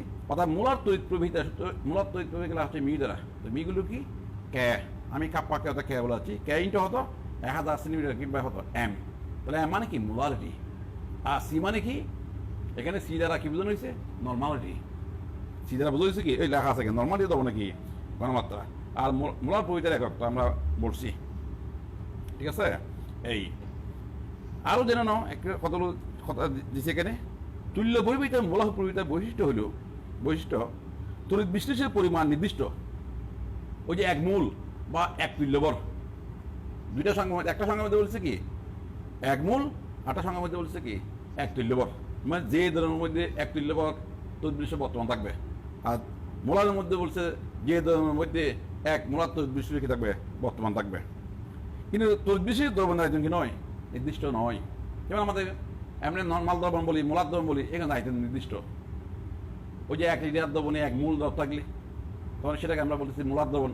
আর নর্মাল দ্রবণ কাঁকা গেলে এক লিটার দ্রবণে এক তুল্যবর দ্রব কি থাকলে দুই থাকলে সেটাকে হচ্ছে কি নর্মাল দ্রবণ। তো বিশ্লেষণ নির্দিষ্ট, কিন্তু আয়তন নির্দিষ্ট না হওয়ায় গণমাত্রা কি নয়, নির্দিষ্ট নয়। পরিবাহিতা কোষ আর একটা কথা আছে, একটি নির্দিষ্ট আয়তনের তড়িৎ বিশ্লেষণ রোধ মাপার জন্য নির্দিষ্ট ক্ষেত্র বিশিষ্ট দুটি তড়িৎদ্বারকে নির্দিষ্ট ব্যবধানে কাঁচের পাত্রে রেখে যে কোষ ব্যবহার করা হয় তাকে বলা হচ্ছে পরিবাহিতা কি কোষ। একটা অঙ্কের জন্য আসবে কোষ ধ্রুবক, সেল ধ্রুবক বলে একটা কথা আসবে, ওই এল বাই এ। এখানে তীর মধ্যে এল কি ছিল, ওর দুটি তড়িৎদ্বারের মধ্যে থেকে দূরত্ব, আর প্রতিটি তড়িৎদ্বারের কি ক্ষেত্রফল। ঠিক আছে, কোনো পরিবাহিতা কোষের দুই তড়িৎদ্বারের মধ্য থেকে দূরত্ব এবং তড়িৎদ্বারের ক্ষেত্রফলের কি অনুপাত কি, অর্থাৎ এল বাই এ কে বলা হচ্ছে সেল কি ধ্রুবক। নিশ্চয় তার একক কি হবে, এল একক সেন্টিমিটার, এর একক সেন্টিমিটার স্কোয়ার, তার মানে কি সেন্টিমিটার ইনভার্স হবে। আশা করি বুঝতেছ। তাহলে আমরা এখানে অঙ্কের জন্য মূলত আমাদের সূত্র কয়টা, তিনটা। অনেকে আছে অঙ্কের জন্য আসলে এত কিছু দরকার নেই, মানে একটু সংখ্যাগুলো জাস্ট বুঝলা যতটুকু পারি। আমি হয়তো পরিবাহিতার সংখ্যা অনেক বোঝানোর চেষ্টা করছি, এগুলো একটু দেখলা। তারপর আমাদের তিনটা সূত্র মুখস্থ। একটা হচ্ছে আপেক্ষিক পরিবাহিতা কত, এটা আমরা আগে সূত্র পাইছি, ওই যে কে সমান কি এল বাই কি আর এল বাই আর আপেক্ষিক পরিবাহিতা। আর হচ্ছে কি তুল্য পরিবাহিতা, তুল্য পরিবাহিতার সময় কত, ওই যে কে ইন্টু 1000 বা কত সি। আর হচ্ছে মোলার পরিবাহিতা কে ইন্টু 1000 বাই কি এম। ঠিক আছে, এই হচ্ছে তিনটা সূত্র, আর কিছু না। আর একটা কোষ ধ্রুবক যেটা আছে এটা, যেমন আমরা অঙ্ক শুরু করি। 1 নম্বর, 25 ডিগ্রি সেন্টিগ্রেড তাপমাত্রায় একটি পরিবাহিতা কোষের দুটি তড়িৎদ্বারের মধ্য দিয়ে দূরত্ব 1 সেন্টিমিটার এল সমান দেওয়া আছে, এবং প্রতিটি প্রস্থচ্ছেদ হলো 2 সেন্টিমিটার স্কোয়ার এ দেওয়া আছে। প্রতি লিটার দ্রবণে এত গ্রাম পটাশিয়াম ক্লোরাইড কি দ্রবীভূত আছে। প্রতি লিটার দ্রবণে কত গ্রাম আছে, 50 গ্রাম এই যে পটাশিয়াম ক্লোরাইড কি আছে দ্রবীভূত আছে। এইরূপ দ্রবণ দ্বারা ওই কোষকে পূর্ণ করা হলো, ওই কোষকে কি এটা নেই। ঠিক আছে, পুরো পাত্রকে গেলাম পূর্ণ করলাম, মনে করলাম এটা একটা তড়িৎদ্বার, এদিকে একটা তড়িৎদ্বার, প্রতিটি তড়িৎদ্বারে কি আছে ক্ষেত্র আছে, তাদের মধ্যবর্তী দূরত্বটা কি দেওয়া আছে। ঠিক আছে, এবং কোষটির রোধ কি এত ওহম আর মান দেওয়া আছে। ওই দ্রবণের আপেক্ষিক পরিবাহিতা মানে কি খাপ্পাটা বাইরে করবো, এবং তুল্য পরিবাহিতা মোলার পরিবাহিতা। আসলে এই অঙ্কটা ফাইলে তো সবগুলো চলে আসছে, কারণ আমি একটার মধ্যে সবগুলো কি নিয়ে আসছি। তাহলে আপেক্ষিক পরিবাহিতা মানে কি, কে সমান, আমি যদি কে বলাচ্ছি এটা খাপ্পারি, হ্যাঁ কাপ্পা, কে সমান কি এল বাই কি আর এল মান দেওয়া আছে 1 সেন্টিমিটার, আর মানে ওহম সেন্টিমিটার স্কোয়ার, মানে এককগুলো যাতে মুখস্থ না করে এখান থেকে চলে আসে, সেই জন্য ভেবে করলাম আর এত ওহম পার কি সেন্টিমিটার। তাহলে আবার তুল্য পরিবাহিতা কি, তুল্য পরিবাহিতার সংখ্যাটা কি কে ইন্টু 1000 বা হতো সি, 1000 সেন্টিমিটার কি বা হতো সি না। তো সি মানে কি নর্মালিটি, আমি তো আগে বলছি সি মানে কি নর্মালিটি না। অর্থাৎ এই যে আমরা সি ওলা সি দেওয়া হতা আসলে এন একা হতো, আমরা আগে নর্মালিটি লিখছিলাম কি দ্বারা এন দ্বারা, এখন এখানে লিখছি হতো সি দ্বারা। নর্মালিটি সমান কি আসলে এম বাই ইবি এর, এম বাই হতো ইবি। ঠিক আছে, এম বাই ইবি, ই মানে বুঝছি ইকুইভ্যালেন্ট তুল্যবর, এম মানে দ্রবের বর। ওই আমরা যেমন পরিমাণগত রসায়নের মধ্যে মোলারি সময় পড়ছিলাম না, মনে আছে এম বা হতো এবি, এত ছিল আণবিক বর, এখন তার আণবিক বর হবে না, এখন হবে কি তুল্যবর, যেটা আমি নর্মাল হিসেব করতেছি। সেখানে সিটা হচ্ছে কি, আমি এন বাদ দিই, সিটা হচ্ছে কি নর্মালিটি কি ঘনমাত্রা এম বাই এবি না, যেটা আমার অঙ্কের জন্য সি প্রয়োজন, সে আমি সিটার নিচের দিকে বের করে দেখলাম। এম মানে কি দ্রবের বর কত গ্রাম, ফার্স্টের মধ্যে হয় যে 50 গ্রাম পটাশিয়াম নিলাম 50 গ্রাম। বি মানিত এটা তো তোমার ফার্স্টের মধ্যে দেওয়া আছে ওই যে প্রতি লিটার দ্রবণে মানে 1 লিটার, আমার সংজ্ঞার মধ্যে এটা লিটার দেখতে হবে, ওই যে নর্মাল দ্রবণ কাহা করে প্রতি লিটার দ্রবণে, হ্যাঁ সংজ্ঞাটা বুঝতে হবে। ই মানে কি তুল্যবর, তো এটা হ্যাঁ পটাশিয়াম তুল্যবর না, ওই পটাশিয়াম হচ্ছে 39 প্লাস ক্লোরিন হচ্ছে কত 5.5, এই দুটো যদি যোগ করো তাহলে এটা আস্তে আস্তে ওই যে আমি যেটা বসালাম এটা হচ্ছে কত 74.5। এই মানটা ক্যালকুলেশন করে উপরের সময়ের মধ্যে কি করে দিলাম, বসা দিলাম এরই। ঠিক আছে, ওই যে তুল্য পরিহিতা মানে কি ল্যামডা সমান কে ইন্টু 1000 সেন্টিমিটার কিংবা হতো সি না, তো সি এর মানটা আমরা বাড়ি ফেললাম। আমরা যেমন আগের মাধ্যমিক অঙ্কের মধ্যে মোলাটা বাড়ি করতাম এম বাই এবি, এখানে হবে এম বাই হতো ইবি। তো এককগুলো কেমন আসতে সেগুলো তুমি এমনি বুঝতে পারবা, বুঝছে? আশা করি বুঝতেছ। ফার্স্ট সময় এর বলা হয়েছে কি মোলার পরিবাহিতা বাড়ি করা, কি জিনিস মোলার পরিবাহিতা কার পটাশিয়াম ক্লোরাইডের। এখানে আমরা তৈরি হিসাব করছি কে পটাশিয়াম ক্লোরাইডটা। তো এটা আনএবল যা হতা তুল্যবর কি একক হতা, যেমন এটা কিছুক্ষণ আগে আমরা আনএবল হতা পেয়েছিলাম ওই যে 74 হতো 0.5, তো তাকে তো বাক করতে 1 দ্বারা। কেন 1 দ্বারা বাক করবো? এখানে তো পটাশিয়ামের সাজ তো 1, পটাশিয়াম আছে একটা না, তাহলে 1 into 1 তার মানে 1 দ্বারা বাক করতে হবে। 1 দ্বারা বাক করলে তার কোনো পরিবর্তন হবে না। কাজে যে সকল বিশ্লেষের আনএকবর এবং তুল্যবর কি এক, ঠিক আছে, তাদের তুল্য পরিবিতা এবং মোলার পরিবিতা কি একই, এটা আর অঙ্ক করার প্রয়োজন নেই, সেটা এটা লিখে দিছি। যেহেতু পটাশিয়াম ক্লোরাইড দ্রবণের তুল্যবর ও আনএকবর একই, সেহেতু তাদের মোলার পরিবিতাও কি একই। সুতরাং মোলার পরিবিতা একক হচ্ছে জাস্ট এককটা হবে ওই যে ফার্মুল, এককটা হবে কি অনেকে তো গ্রাম ইকুইভ্যালেন্ট, ঠিক আছে, তুল্য পরিবিতার মধ্যে। আর এটা তো মোলার পরিবিতার মধ্যে আসবে, ওইদিকে হবে সেম জিনিস, এখানে হবে জাস্ট ফার কি মূল। যেমন আমি এখানে ব্যাকেট একটা কথা বলছি, প্রশ্নে পটাশিয়াম 50 গ্রাম পটাশিয়াম ক্লোরাইডের পরিবর্তে 50 গ্রাম সোডিয়াম কার্বনেট থাকলে কি হবে একটু চিন্তা করো। কারণ তখন তো তুল্যবর এবং আনএকবর কি নয়, এক নয়, অঙ্ক তো এক সবগুলো এক। তাহলে নিশ্চয়ই আমাদের অঙ্ক ওই এমটা পাঠাইতে হবে তখন সূত্রের মধ্যে মোলার পরিবিতা সূত্র রাখি, এটা অনেক আছে। ওই মোলার পরিবিতা সূত্র রাখি, নিচে একটা এম ছিল না, তাহলে এম মানে কি মোলারই না, ঠিক আছে। তখন মোলার এবার দেখতে হবে এম বাই কি দেরা ছোটা এম বাই কি এবি, এ মানে কি আনএকবর, এ মানে কি আনএকবর। তাহলে আনএকবর এবং তুল্যবর এখন এক নয়, তুল্যবরটা হতো ভিন্ন না। সোডিয়াম কার্বনেটের তুল্যবর হচ্ছে হতো 53, এটা কিছুক্ষণ আগে তো ব্যাখ্যা হইলাম, ঠিক আছে। এই এটা আমরা কয়েকটা অঙ্ক করবো, তো তুমি বুঝতে পারবা।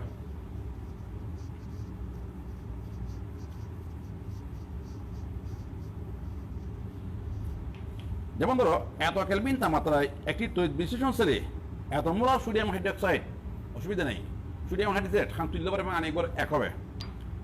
দ্রবণের রুট এত কম আর মান দেওয়া আছে। সেল দ্রবক আমরা কিছুক্ষণ আগে বলছিলাম এটা এল বাই এ, সোডা এল বাই কি এ, এত হলে সোডিয়াম হাইড্রোক্সাইডের মোলার পরিবাহিতা ও তুল্য পরিবাহিতা বাড়ি করো। এই যে এখানে বড় এমের মান ব্যবহার তুমি দেখো, তো মোলার পরিবাহিতা মিউ সমান কি কে ইন্টু 1000 ডিভাইড বাই কি এম ছিল না, আবার কে সমান ছিল কি এল বাই আর, এটা আগে আমরা অঙ্গ উঠি 1 নম্বরের মধ্যে আছে এল বাই কি আর এ, তাহলে 1000 বাই কি এম, ঠিক আছে। এখন এগুলো ক্যালকুলেশন করলাম আর তো কিছু না। তাহলে এখানে ওই যে তোমার রুট ওই আর এর মান এল বাই নিচে আর, ঠিক আছে, একটা এল বাই এ আছে না, এল বাই এর মান ডাইরেক্ট বসাতে মারি 0.36 আশা করি বুঝতেছ। আর 1000 বাই কি বড় মানে মোলারি ফার্স্টের মধ্যে মোলারিতে দেওয়া আছে 0.05, ঠিক আছে। হঠাৎ আগেরটাই যেহেতু সোডিয়াম তুল্যবর এবং আনএকবর একই, কাজে হঠাৎ তুল্য পরিহিত কি এক, ঠিক আছে। তুল্য পরিহিতা, সুতরাং তুল্য পরিহিতার সময় হতো এখানে একটু একক বলেছে, এটা তুল্য পরিহিতা এই যে সুতরাং ওহার তুল্য পরিহিতা আমরা যেটা লিখছি কথা খেয়াল করো 232 দশমিক কত এই 2785 আছে না, তার এককটা কি এই যে ওহম ইনভার্স সেন্টিমিটার স্কোয়ার ফার্মুল লিখছি না, এটা ভুলে ঘুরে গেছে যে এটা হবে ওই যে ওহম ইনভার্স সেন্টিমিটার স্কোয়ার, এতদিন ঠিক আছে, এখন তো ফার্মুল হবে না, এটা হবে গ্রাম কি ইকুইভ্যালেন্ট পার, ওই আগেরটাই এখান তুল্যবরের তুল্য হবে না, আসলে গ্রাম ইকুইভ্যালেন্ট আসবে, গ্রাম তুল্যবর কি আসবে। আশা করি বুঝতে পারছো এটা। এই ওই পরবর্তী অঙ্গের মধ্যে আবার একক, ঠিক আছে।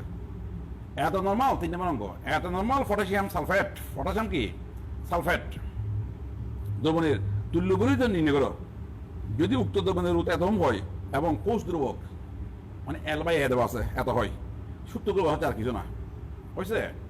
তাহলে সি মানে কি, সি মানে নর্মালিটি ফার্স্ট মানে নর্মালিটি দেওয়া আছে 0.00 হতো 5, তাহলে এল বাই এ দেওয়া আছে 1 বাই আর মানকে দেওয়া আছে, ক্যালকুলেশনটা দেখো ওই একক এখন ঠিক আছে। অর্থাৎ এই এককটা পূর্বের অঙ্কের মধ্যে তুল্য পরিহিতের মধ্যে কি হবে এককটা হবে। তাহলে এগুলো আশা করি পারবা। যেমন 5 নম্বর একই জিনিস বারবার আসতেছে, একই জিনিস বারবার আসতেছে, কাজের সূত্র কয়টা 3টা, ঠিক আছে। এই যেমন আরেকটা অঙ্ক দেখো, এই যে তোমার কত মোলার দিলাম আমাকে 2 মোলার সালফেট দ্রবণের আপেক্ষিক পরিবাহিতা মানে কে এর মান ফলে দ্রবণটির তুল্য পরিবাহিতা মোলা পরিবাহিতা কি হলো বাড়ি করো। প্রথমে আগে তুল্য পরিবাহিতা বাড়ি করলাম, ঠিক আছে? তাহলে যদি মোলাটি দেওয়া থাকে, আমরা তো জানি তুল্য বইতে পারি কিন্তু আমার নর্মালি লাগবে। ফার্স্ট মধ্যে মোলাটি দেওয়া আছে, তো নর্মালি কি হবে? তার দ্বিগুণ হবে না? কেন দ্বিগুণ হবে? এটা সালফিক অ্যাসিড। ওই যে সালফিক অ্যাসিড তুল্য সিঙ্গা 2, আমি ব্যাকেটে এমনি দেখাইছি n = m * হতো ই। তাহলে ফার্স্ট মধ্যে সালফিক অ্যাসিডের তোমার কি বাসা কত? মোলাটি বাসা দাও 1 মোলার সালফিক অ্যাসিড। ভালো করে দেখো না, আমি এখানে বসানোর সময় CMR কত বসাইছি? 2 বসাইছি। এটা করতে পারছি। ওই যে সালফিক অ্যাসিড নর্মালি হচ্ছে মোলাটে হয় গুণ দ্বিগুণ। দ্বিগুণ কেন? এটা সালফিক অ্যাসিড। এটা সালফিক অ্যাসিডের মধ্যে দুটি কি আছে? উঠোন আছে। আশা করি বুঝতেছে হয়েছে। আর মোলার পূর্বে এই পূর্বে বাড়ি গেলে তো মোলাটি ব্যবহার করতে হবে। আর ফার্স্ট মধ্যে মোলাটিতে দেওয়াই আছে। এই আশা করি এগুলো পারবা। যেমন ধরো এই যে 9 নম্বর অঙ্ক, তো তুমি ভালো করে হাজারে বইতে 512, 513 পৃষ্ঠা এগুলো একটু কি দেখবা। এই যে আরেকটা কোয়েশ্চেন দেখাচ্ছি, 53 গ্রাম সোডিয়াম কার্বনেটকে 4 সেন্টিমিটার কি পানিতে দ্রবীভূত করে দ্রবণ তৈরি করে এলো। তো 53 গ্রাম এটা কি এক তুল্য বল না? মানে এই গত 106 না 106 কত অর্ধেক দিল রে। ঠিক আছে? এই দ্রবণে 1 সেন্টিমিটার দূরত্বে থাকা 5 সেন্টিমিটার স্কোয়ার প্রস্থ বিশিষ্ট দুটি প্লাটিনাম তৈরিদারের মধ্যবর্তী স্থানে কি রাখা হইল। ওই দ্রবণের আপেক্ষিক পরিবেশিতা যদি কে হয় তো তুল্য পরিবেশিতার কথা হবে। আমরা কিছুক্ষণ আগে তৈরি করছিলাম না, তুল্য পরিবেশিতা সমান K * B, K * হতো B। এখানে আইজেন দেওয়া আছে কত? 4 সেন্টিমিটার কিউব, 4 সেন্টিমিটার কিউব। তাহলে 4 কে হবে রে। অর্থাৎ আমাদের ক্যাটা কি ছিল? আমাদের ভালো করে সংখ্যাটা বুঝতে, আমাদের ক্যাটা কি ছিল? আপেক্ষিক পরিবেশিতা। আপেক্ষিক পরিবেশিতা কি জিনিস? নিচের দিকে সঙ্গীত দেওয়া আছে তো কোনো তড়িৎ বিশ্বজের 1 সেন্টিমিটার কি আয়তনের পরিবেশিতা হলো আপেক্ষিক পরিবেশিতা। তার মানে সবসময় 1 সেন্টিমিটার কি হবে তখন মতো নেই। তাহলে আয়তনটা যদি 20 সেন্টিমিটার কি হয়, মানে BCC হয় সংখ্যা যদি বলি, তাহলে 1 সিজির জন্য সেন্টিমিটার কি যখন সিজি এক কথা 1 সিজির জন্য তোমার যদি পরিবেশিতা যদি কে হয় তাহলে BCCর জন্য কি হবে? নিশ্চয়ই K * B। আশা করি বুঝতেছো। ডোগিনি মাস্টার দিলি এইগুলো MCQর জন্য দিলাম, একটু দেখবা। যেমন এই জিনিসটায় তোমার হাজারে বইতে 512 এবং 513 পৃষ্ঠার মধ্যে কি আলোচনা করছে। আশা করি কি পারবা। এই অ্যাডমিশনটার জন্য টেস্টের জন্য অঙ্কগুলো কি গুরুত্বপূর্ণ। ইন্টার আসছে কিনা দেখবা, বাসায় পারবা। তাহলে এখন আসো পরিবেশ রসায়ন আমাদের প্রথম অধ্যায়, প্রথম পৃষ্ঠা, শীতের প্রথম পৃষ্ঠা বের করো। এই অধ্যায় তুলনামূলক একটু সহজ লাগবে। যেমন ধরো তুমি, আমি একটু দ্রুত যাচ্ছি এগুলো, প্রথম পৃষ্ঠা দেখো।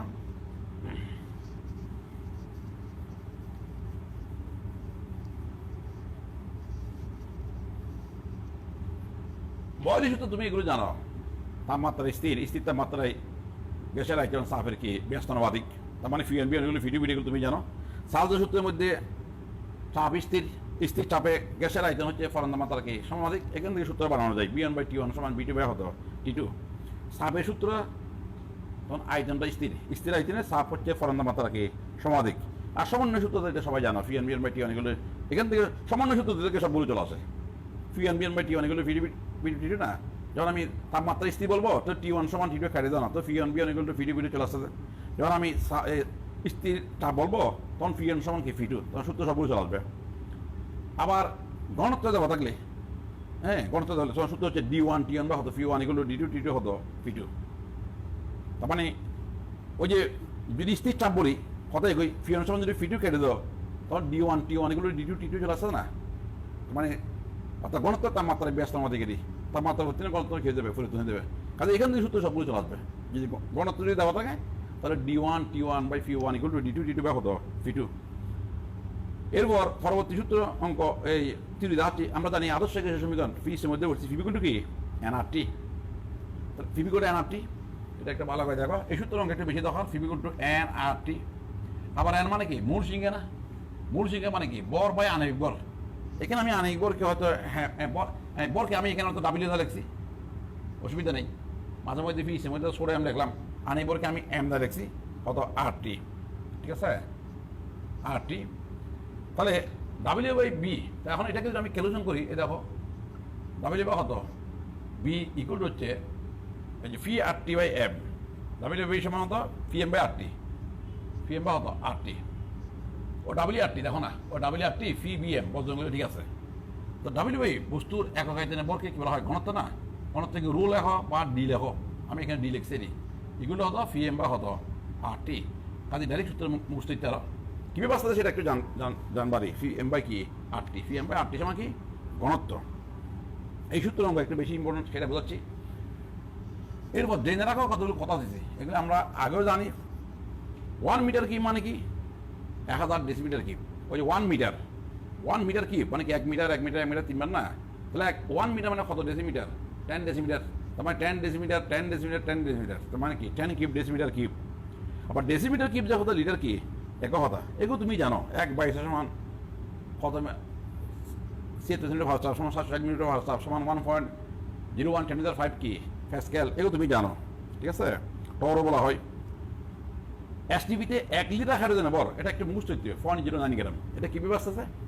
কারণ আমরা তো জানি এসটিভি মানে এখানে 1 মোল না, 1 মোল মানে 1 লিটার বাই জন্য 4 লিটার না। আবার এটা কয় গ্রাম? 2 গ্রাম না, এখানে 1 × 2 গ্রাম না। তাহলে এই তোমার এই যে 22.4 লিটারের, তাহলে এসটিভিতে আমি যখন এসটিভি হিসাব করবো, এই এসটিভিতে 22.4 লিটার হাইড্রোজেনের বরফ হতো 2 গ্রাম না, ওকে নিম করতেছি। 1 লিটার বরফ হতো 2/, হতো 22 হতো 4 না। এটাকে যদি কেন্দ্র সঙ্গে তাহলে আসবে 0.09।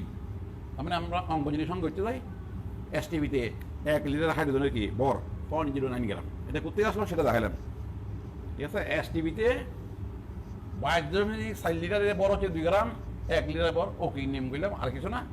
এসটিভিতে 1 লিটার হাইড্রোজেন বর হচ্ছে হতো 0.09 গ্রাম। এসটিভিতে 1 লিটার যে কোনো গ্যাসের বর, এটা একটা গুরুত্বপূর্ণ। গ্যাসটি বাষ্প ঘনত্ব ইন্টু 0.09 গ্রাম। হ্যাঁ, বাষ্প ঘনত্ব কি জিনিস সেটা একটা বুঝাই দিই। যেমন তুমি 910 উঠছিলে মনে হয়, ওই অনেকবার মানে কি 2 ইন্টু বাষ্প ঘনত্ব। একটি গ্যাসে বাষ্প ঘনত্ব দেওয়া আছে, তার মানে তাকে 2 দ্বারা গুণগুলি কি হয় অনেকবার হয়তো। হ্যাঁ, বাষ্প ঘনত্ব কাহা বলে। তাহলে আমি বাষ্প ঘনত্বটাকে যদি হয়তো দ্বিধা লিখি, বাষ্প ঘনত্ব কাহা গেলে সংখ্যাটা কি দেখবা, নির্দিষ্ট আয়তন গ্যাসের বর এবং সমায়তন হাইড্রোজেনের বরের কি অনুপাত, কেবল হচ্ছে গ্যাসটি কি বাষ্প ঘনত্ব। নির্দিষ্ট আয়তন গ্যাসের বর, যে কোনো গ্যাসের বর। তো নির্দিষ্ট আয়তন মনে করেন আমি 1 লিটার দিলাম, তাহলে 1 লিটার যে কোনো গ্যাসের বর, 1 লিটার যে কোনো গ্যাসের বর, 1 লিটার যে কোনো গ্যাসের কি বর এবং সমায়তন, তার মানে কি 1 লিটার হাইড্রোজেন গ্যাসের বরের কি অনুপাত। এটা হচ্ছে বাষ্প ঘনত্বের সংখ্যা। তাহলে এখন এখান থেকে যদি ওকে নিম করি, তাহলে 1 লিটার যে কোনো গ্যাসের বরটা কি ওকে নিম করাটা, তাহলে ডি ইন্টু 1 লিটার হাইড্রোজেনের বর হবে না, 1 লিটার হাইড্রোজেনের কি বর সমান হবে 1 লিটার যে কোনো গ্যাসের কি বর না। তাহলে আমরা এই যে 1 লিটার হাইড্রোজেনের বর কিছুক্ষণ কথা বলেছিলাম 0.0 হতো 9 না, সেজন্য আমরা বলতেছি 0.09 কে গ্যাসটি বাষ্প ঘনত্ব যদি কেউ গুণ করো, তাহলে 1 লিটার যে কোনো গ্যাসের বর কি হবে, এটা করতে আসলো বাষ্প ঘনত্ব কি সংজ্ঞা থেকে। আশা করি বুঝতেছ। এই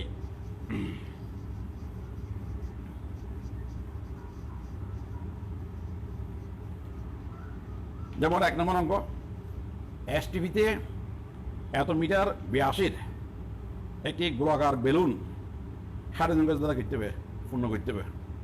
এগুলো তুমি অনেক সময় দেখছো যে বাজারে মানে ফেরিওয়ালারা যখন ওই যে বেলুন বিক্রি করে, অর্থাৎ একটা বড় সিলিন্ডারের মধ্যে গ্যাসটা অধিক চাপে কি থাকে সংরক্ষিত থাকে, মাঝে মধ্যে দেখবা ওই সিলিন্ডারটা বিস্ফোরণ হয়ে গেছে, অনেক লোক মারা টারা যায়।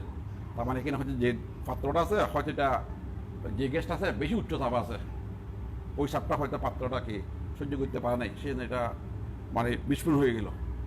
হ্যাঁ, তাহলে এসটিভিতে এত মিটার ব্যাসের একটি গোলাকার বেলুন হাইড্রোজেন গ্যাস দ্বারা করতে হবে, পূর্ণ করতে হবে।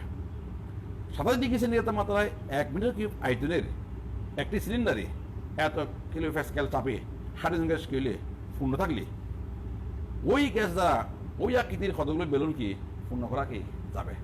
মানে একটি বড় সিলিন্ডারের মধ্যে কত লিটার আছে, এই যে কত মাত্রায় এত মিটার কিউব আয়তনের একটি সিলিন্ডারে এত কিলো প্যাসকেল চাপে হাইড্রোজেন গ্যাস কি থাকলে পূর্ণ থাকলে ওই গ্যাস দ্বারা কতটি বেলুন আমরা খেলবো, এই মানে এই বেলুন আমরা পূর্ণ করা যাবে, ঠিক আছে। আচ্ছা, কিন্তু আমরা বেলুন পূর্ণ করবো কোন তাপমাত্রায়, এসটিভিতে। বর্তমানে যে আয়তন দেওয়া আছে 27 ডিগ্রি সেন্টিগ্রেড 1 মিটার কিউব আয়তনের, তার মানে ওই আয়তনকে আগে এসটিভিতে কি নিয়ে যাও, যেহেতু আমরা বেলুনগুলো পূর্ণ করবো কোথায়, এসটিভিতে, ঠিক আছে। এসটিভিতে সিলিন্ডার গ্যাসের আয়তন কি হলে B2 হলে, তো বয়ল এবং সালদের সমান সূত্র প্রয়োগ করো, P1 এগুলো P2 কত T2, আর কিছু না, P1 মানে তো প্রাথমিক চাপ কত দেওয়া আছে 2000 কিলো প্যাসকেল, তাহলে প্রাথমিক আয়তন মানে 1 মিটার কিউব আয়তনের টিওয়ার মানে কি সাদা জিগে সিদ্ধান্ত মাত্রায়, এগুলো বুঝতেছো। আর দ্বিতীয় ধাপটা কি প্রমাণ অবস্থা, তার প্রমাণ অবস্থা বলতে 273 যেটুকু শ্রেণী মানে এই যে তোমার বুঝতেছো। আর বায়ু চাপ মানে কি ওই যে প্রমাণ চাপ মানে হতো 1 বায়ু চাপ, যেহেতু এখানে কিলো প্যাসকেল আছে তো আমি কিলো প্যাসকেলটা নিয়ে আসতে দিই ওই 101.325 কিলো প্যাসকেল, ঠিক আছে B2। এখান থেকে B2 সময় কত পেলাম এত মিটার কিউব। তার মানে এটা প্রমাণ অবস্থায় জাস্ট গ্যাসের আয়তনটাকে নিয়ে গেলাম। বর্তমান আয়তন ছিল কত 1 মিটার কিউব আয়তনের একটি সিলিন্ডারে। তো তাপমাত্রা পরিবর্তন করার সঙ্গে সঙ্গে চাপ পরিবর্তন করার সঙ্গে সঙ্গে আয়তনের ব্যাপক পরিবর্তন হয়ে যায়। তাহলে প্রমাণ অবস্থায় গ্যাসটির আয়তন হয়ে গেলাম। সিলিন্ডার থেকে হাইড্রোজেন গ্যাস বেলুনে স্থানান্তর সময় এটা হচ্ছে গুরুত্বপূর্ণ কথা। সিলিন্ডার থেকে যখন আমি গ্যাসগুলো বেলুনের মধ্যে স্থানান্তর করবো, সকল গ্যাস তো চলে যাবে না, কিছু গ্যাস তো সিলিন্ডারের মধ্যে কি রয়ে যাবে। সিলিন্ডারের সমান আয়তন গ্যাস কি রয়ে যাবে, ঠিক আছে।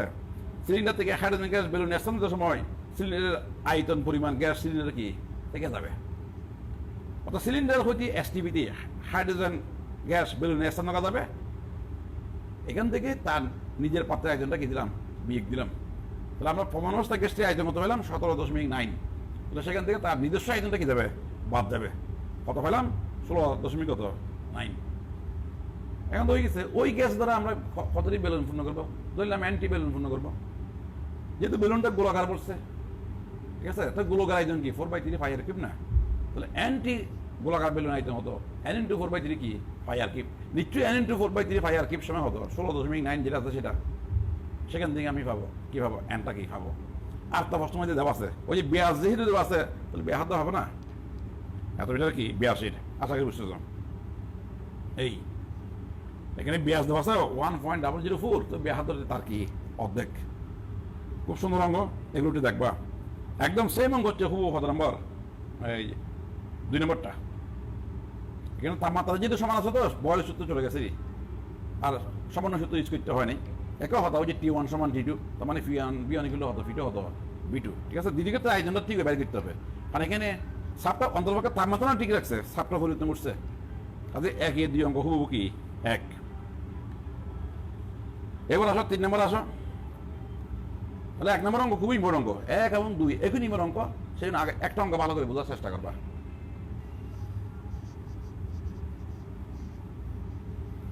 এবং আমি শীতের পাশে লিখে দিচ্ছি 1 নম্বর অঙ্ক BBI দিচ্ছি, তার মানে ভেরি ভেরি ইম্পর্টেন্ট বুঝেছি। 3 STPতে কার্বন ডাইঅক্সাইডের ঘনত্ব এত, 25 ডিগ্রি সেন্টিগ্রেড এত হবে কার্বন ডাইঅক্সাইড গ্যাসের কি বর কত।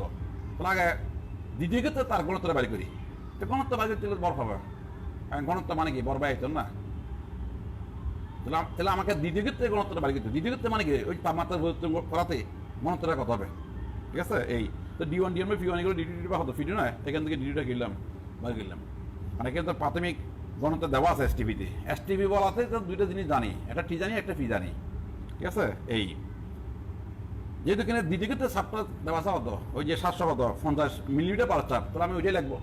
STPর যে সাবজেক্ট আছে 760, ওইখানে যদি প্যাসকেল থাকে তাহলে আমি STP চাপ লিখবো হতো 1.01 × 10 হতো 5 প্যাসকেল। সেগুলো তো বুঝতে হবে, আশা করি বুঝতে পেরেছে। এরপর হচ্ছে তোমার বর, তো বর মানে কি ওই যে ঘনত্বগুলো বর বাই কি আয়তন, তার মানে বর আয়তন ইন্টু কি ঘনত্ব। যেমন ধরো 4 নম্বর অঙ্ক, এগুলো পারবা। আদর্শ সুন্দর যাবে এত মিটার কিউব গ্যাসের বর কি এত হলে এত তাপমাত্রা এত হবে এত মিটার কিউব গ্যাসের কি বর কত। আমি অঙ্ক 2 নেমে করছি। তাহলে গ্যাসের বর, বর মানে কি আয়তন বাই ঘনত্ব না। তাহলে আমি ঘনত্বের সূত্রটা ইউজ করতেছি, কারণ এখানে তাপমাত্রা চাপ এগুলো আছে। আদর্শ বলছে মানে দুইটা কথা আছে, তাপমাত্রা জানি চাপও জানি, আবার ওদিকে অমুক তাপমাত্রা অমুক চাপে, ঠিক আছে। তো D1 D1 P1 এগুলো D2 হতো ফিটু না বসাইলাম। তো D মানে কি ঘনত্ব না, প্রাথমিক ঘনত্ব। তো প্রাথমিক ঘনত্ব মানে কি বর বাই কি আয়তন, ওই বর বাই আয়তন লিখলাম। আশা করি বুঝতেছ, ঠিক আছে। এখান থেকে ক্যালকুলেশন করলে তুমি কি এমটা কি পাবা রাখছি।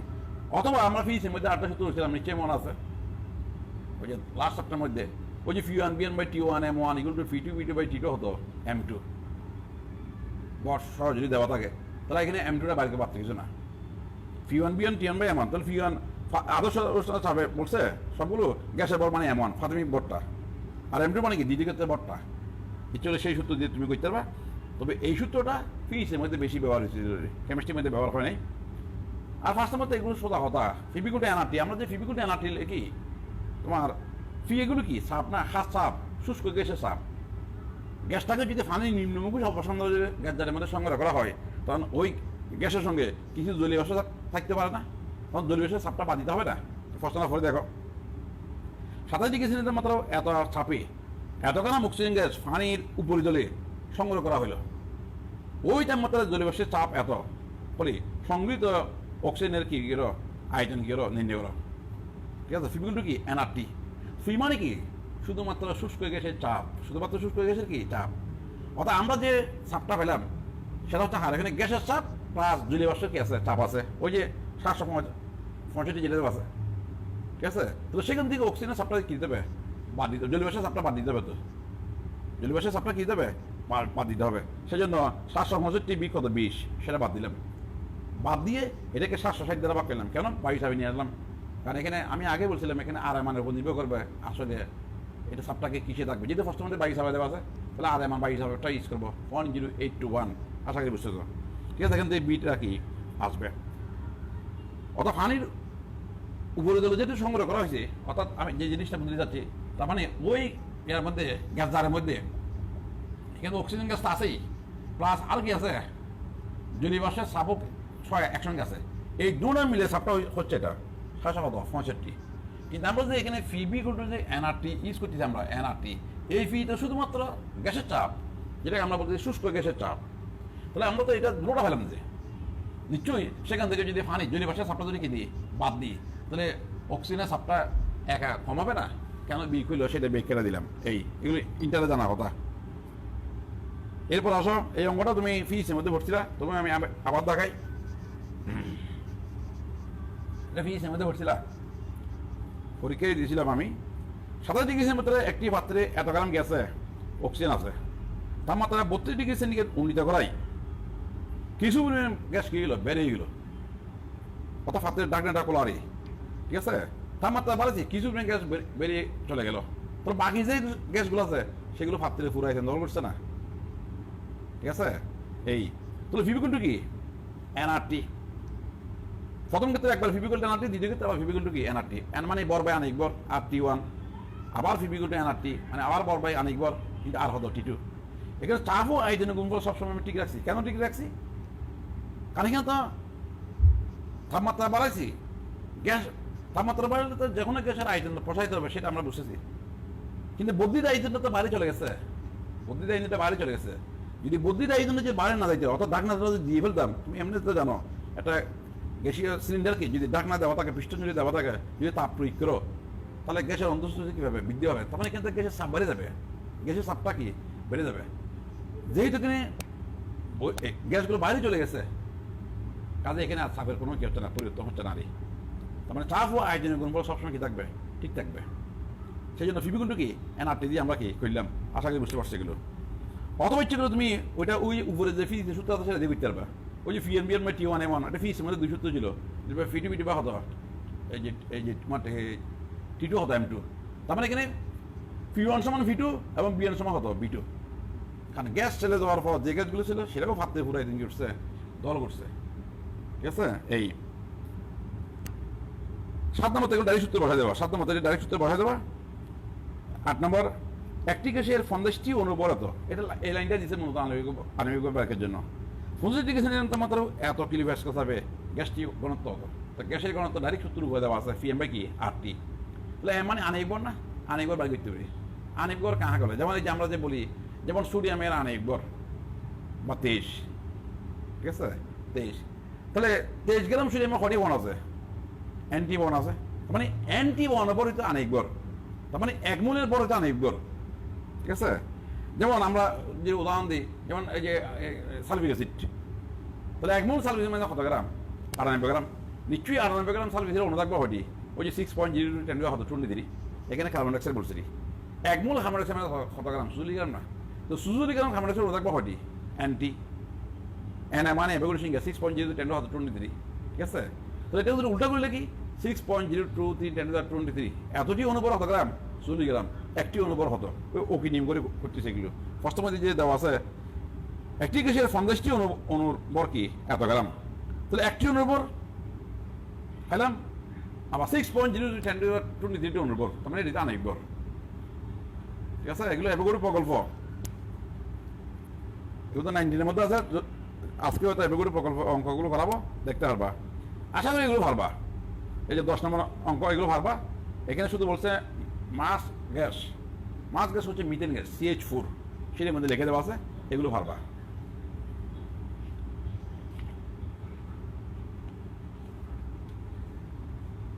তার কয়েকটা অঙ্ক করাই এই পৃষ্ঠা থেকে।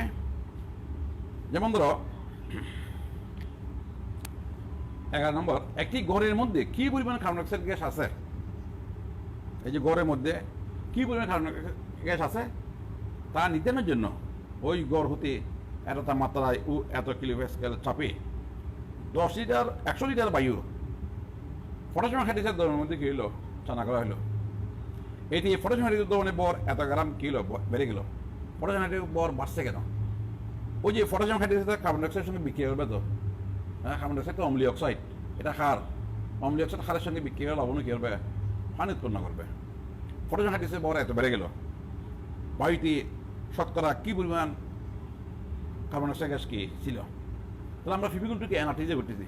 আমি আগেই বলছিলাম গত ক্লাসে মনে হয়, তাপমাত্রা, চাপ এগুলো যদি দেওয়া থাকে, আয়তন যদি দেওয়া থাকে, ফিফিকুলটু কি এনআরটি দিয়ে করো। তাহলে মানে মূল সিংহে বর বাইকে আনা একবার, তার মানে এখানে কত গ্রাম বায়ু ছিল সেটা বাইরে গেলাম। ওই যে মানে বর মূল সিংহা, আবার মূল সিংহে বর বাইকি আনেকবার, এগুলো তুমি জানো। এটা নির্ভর করবে আমি 8টা কোন স্কেলে ইউজ করবো। 8টা যদি 0.0821 লিখি, তাহলে ফিটার কী লিখতে হবে? বায়ু হিসাবে। বায়ু হিসাবে না থাকলে বায়ু হিসাবে নিয়ে আসতে পারি। যেমন এখানে বায়ু হিসাবে নেই, কিলোপ্যাসকেল আছে, তাহলে বায়ু হিসাবে নিয়ে এসেছি। ও বায়ু হিসাবে নিয়ে আসার জন্য খরচ ভাগ করলাম 101.325।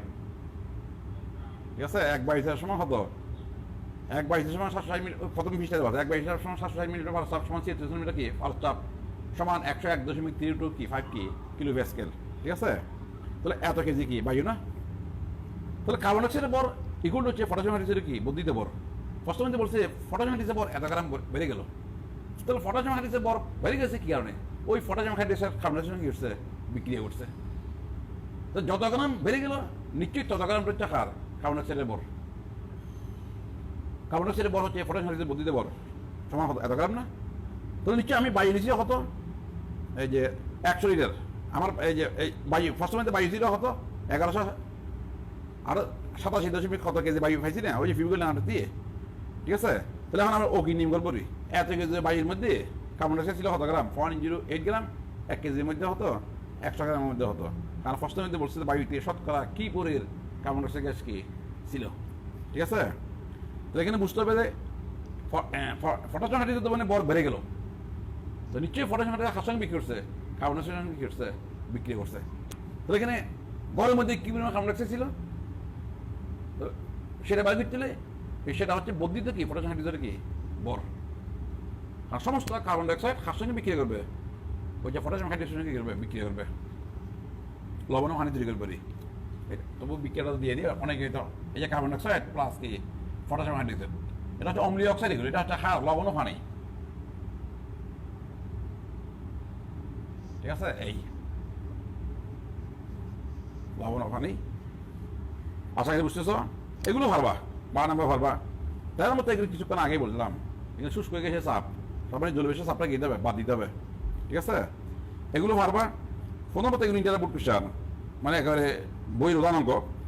17 নম্বর অঙ্কগুলো দেখো, 17 নম্বর 17 আলাদা সেই অঙ্ক। 17 নম্বর অঙ্কগুলো দেখো, মানে বয়ের সাধারণ সূত্র অঙ্কগুলো অতিরিক্ত সোজা না একটু, এগুলো একটু ভারবা। 17 নম্বর অঙ্কটা কি? 0 গ্যাসের মধ্যে একটি বেলুনকে এত সিসি পর্যন্ত ফলানো হইল, 980 পর্যন্ত। এই আয়তন বেলুনটির সর্বাধিক প্রসারণ ক্ষমতার 8 ভাগের 6 ভাগ 7 ভাগ, তার মানে আরও কিছু প্রসারণ করা যাইতে। আমি 8 ভাগের 7 ভাগ প্রসারণ পর্যন্ত করছি। এই আরেকটু করা যাবে, মানে সম্পূর্ণ 8 ভাগের 8 হইলে না, সম্পূর্ণ প্রসারণ হইল, মানে আরেকটু করা যাইত। এই ঘরে যদি প্রসারণ করতে যাই তাহলে বেলুন দেখো যে কি যাবে, ফেটে যাবে। বেলুনকে যদি 30 ডিগ্রি সেন্টিমিটার একটি কক্ষে নিয়ে যাওয়া হয় তবে এটি কি ফেটে যাবে? প্রশ্নটি বলা হচ্ছে। কারণ এখানে তাপমাত্রা পরিবর্তনের সঙ্গে সঙ্গে আয়তন পরিবর্তন হবে এবং করতামাত্রার বেলুনটা কি ফাটবে। ফেটে যাওয়ার মুহূর্তে বেলুনের আয়তন দিকে হয় বিটু হয়। ফেটে যাওয়ার মুহূর্তে মনে করো তাপ, যেহেতু আমি গরম কক্ষের তাপমাত্রা নিয়ে আসলাম, তখন বেলুনটা আসতে কি হচ্ছে? প্রসারিত হচ্ছে। ঠিক ফেটে যাওয়ার পূর্ব মুহূর্তে বেলুনের আয়তন দিকে হয় বিটু হয়। তাহলে নিশ্চয়ই তোমার বিটুটা কত হবে?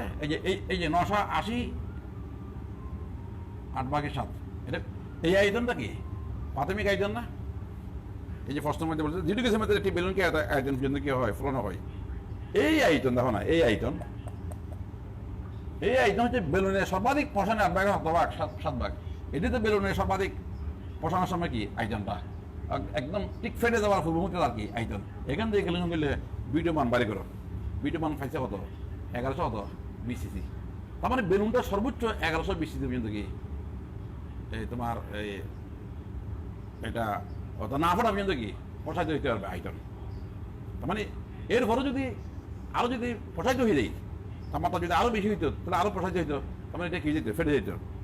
তাহলে এখন আমরা ওই সাউথের সূত্র ইউজ করবো, ওই যে BN/T1 এগুলো বিটি বা হতো T2। তার মানে এখান থেকে ক্যালকুলেশন আমরা T2টা বার গেলাম, কত ডিগ্রি পেলাম 39 ডিগ্রি তাপমাত্রায়।